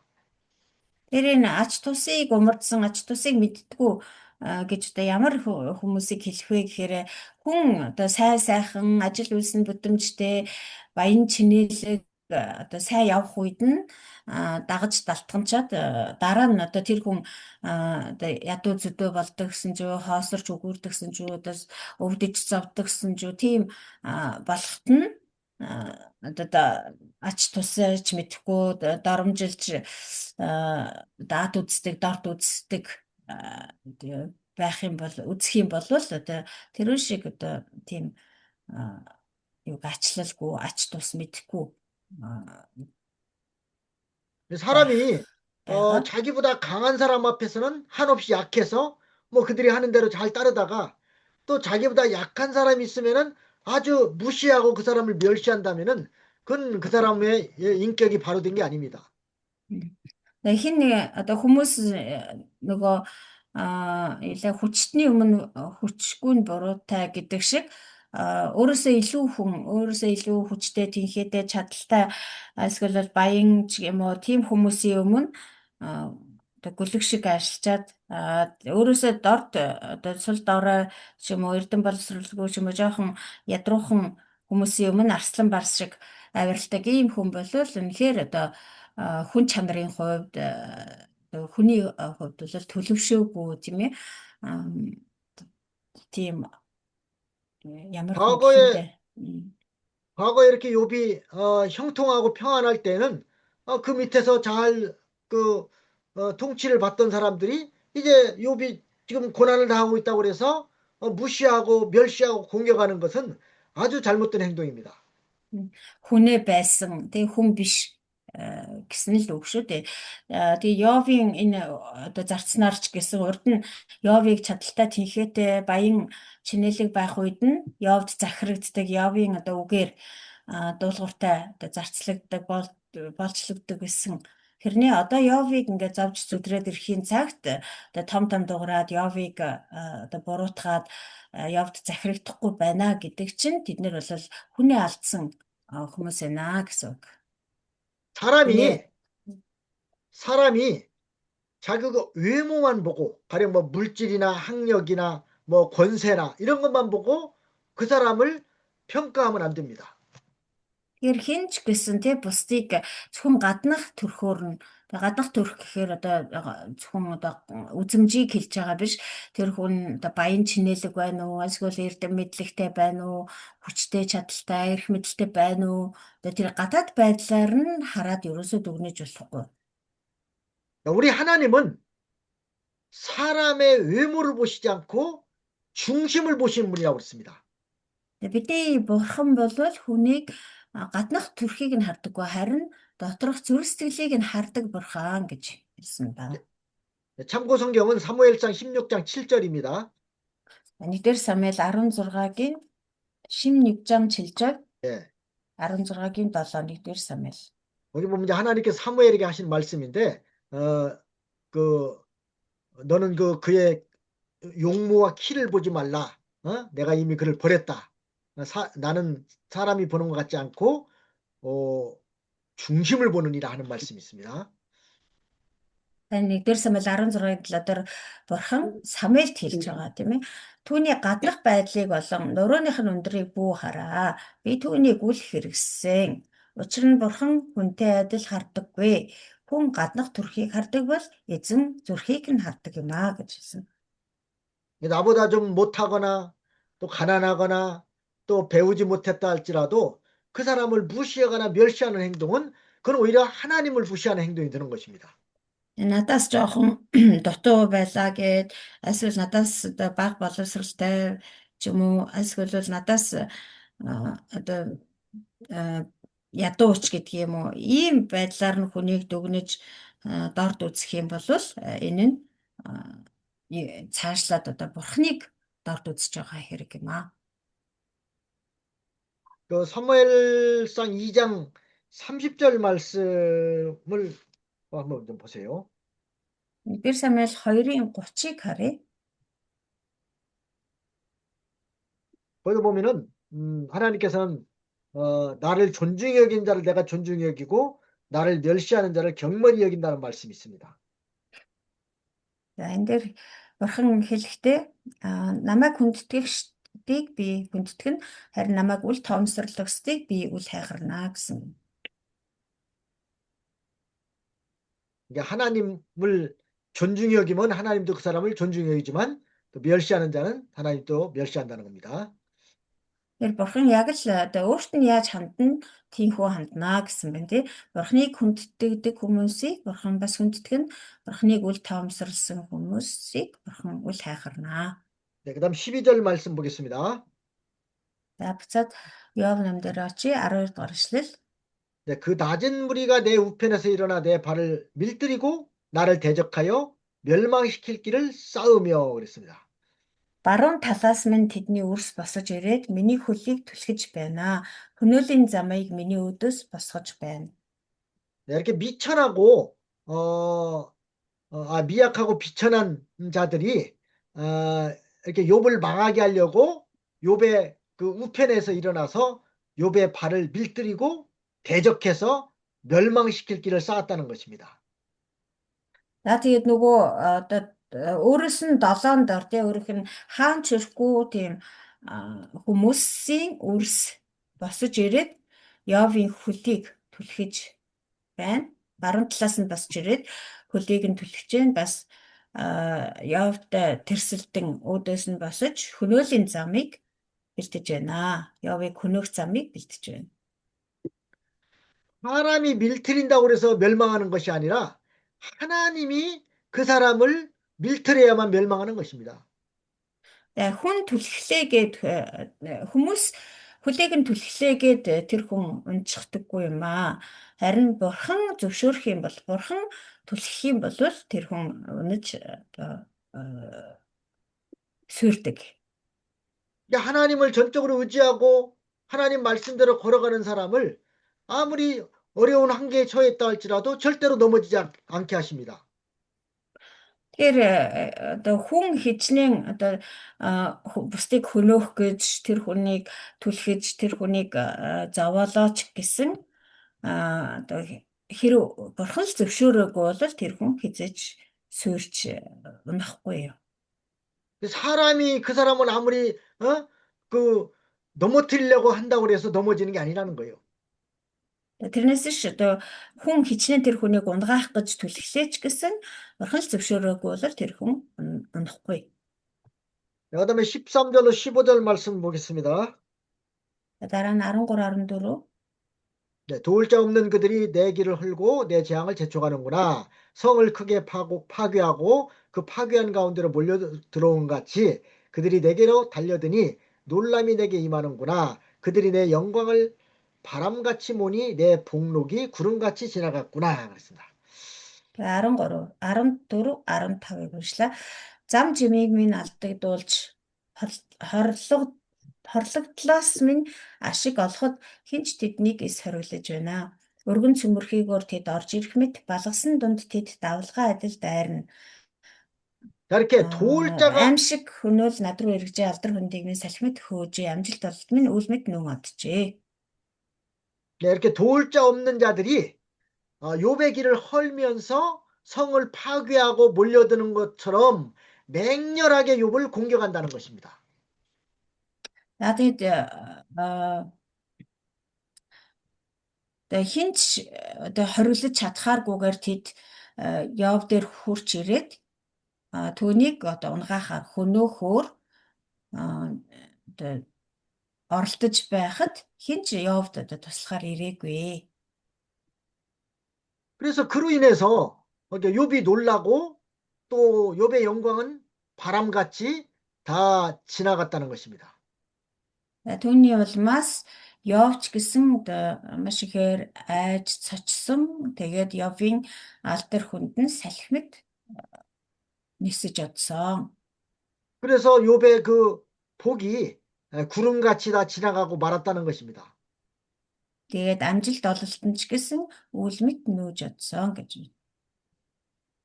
이처럼 그 비천한 자들까지 욥을 멸시하고 조롱하면서 과거의 그 위엄을 다 빼앗아갔기 때문에 과거에 번영했던 것이 다 없어졌다는 것입니다.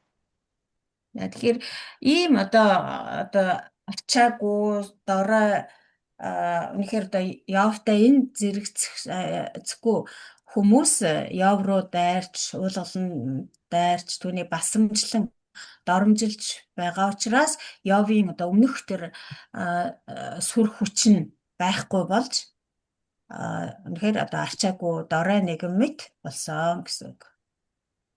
욥은 지금 믿음 지키다가 이런 고난을 당하고 있는데 그것을 깨닫지 못한 그 믿음이 약한 그런 욥의 친구들이 그 욥을 계속해서 공격하는 것을 말하고 있는 겁니다. Тэгээ үүхээр юу хэлэх гээд байна гэхээр Йов болохоор итгэлээ сахин хамгаалж явсаар байгаа л ийм зовлон унсан шүү дээ. Гэтэл одоо Йовын тэр итгэлийн хаана ч хүрэхээргүй үнэхээр одоо тэр итгэл гэж хэлэхэд үнэхээр хэцүүхэн нөхөд хурч ирээл Йовыг ингээл дуртайгаараа басамжлан доромжлол гутаанд доромжлоод байна гэдгийг Йов илэрхийлсэн байна. 자, 우리는 이렇게 믿음 지키다가 어려움 당하고 있는 사람이 있으면은 그들을 잘 도와주고 잘 존중해주고 또 받들어주는 자가 돼야 되겠습니다. Тэгэхээр бид нэр хэрвээ одоо бидний эргэн тойронд ингэж итгэлээ сахин хамгаалсныхаа төлөө зовлон зүдгүүр амьсаж эдэлж байгаа хүмүүс байх юм бол бид нэр тийм хүмүүст аль болох тусалж тэднийг тайвшруулж урам зориг өгч дэмжиж байх хэрэгтэй. 네, 오늘은 여기까지 하겠습니다. За өгөр хичээлээ өндөрлөе. 네, 잠깐 기도하겠습니다. За залбирцгаая. 하나님 아버지, 참으로 믿음 지키다가 고난 당하는 것은 하나님께 영광인데 이것을 조롱하고 멸시하는 자들이 되지 않게 해주시옵소서. Бурхан миний итгэлээ сахин хамгаалж явахдаа зовлон идэх нь Бурхан танд алдар болдог байтал үүнийг гутаанд доромжилж, үл тамсарлаж, басамжилж байгаа хүмүүсийг та харж тэдний зүг мэлмигээ хандуулаач. 욥의 친구들은 욥을 위로한다고 와서 위로를 했지만은 오히려 욥에게는 더 큰 상처를 입혔습니다. Йовын найз нар нь Йовыг зовлон дунд байхад нь ирж тайвшруулж тайтгаруулах гэсэн боловч харин ч Йовыг улам зовоож байсан. 그것은 그들의 신앙이 욥의 신앙에 도달하지 못했기 때문에 욥을 이해하지 못해서 인 줄로 압니다. Учир нь тэдний итгэл нь Йовын итгэлийн хаанч хүрэхгүй байсан учраас тэд Йовыг ойлгохгүйгээсээ болоод тэгсэн гэж итгэж байна. 우리는 다른 사람을 잘 이해하고 존중히 여기는 믿음을 가지게 해주시옵소서. Харин бид нээр бусдыг сайдаар ойлгодог, бас хүндэтгдэг тийм итгэлтэй хүмүүс болоход туслаарай. 예수님의 이름으로 기도합나이다. Есүсийн нэрээр залбирanгуйч байна. Амен. 수고하셨습니다. 수고하셨습니다. 네. 네. 야구대로 어디서 오셨어요?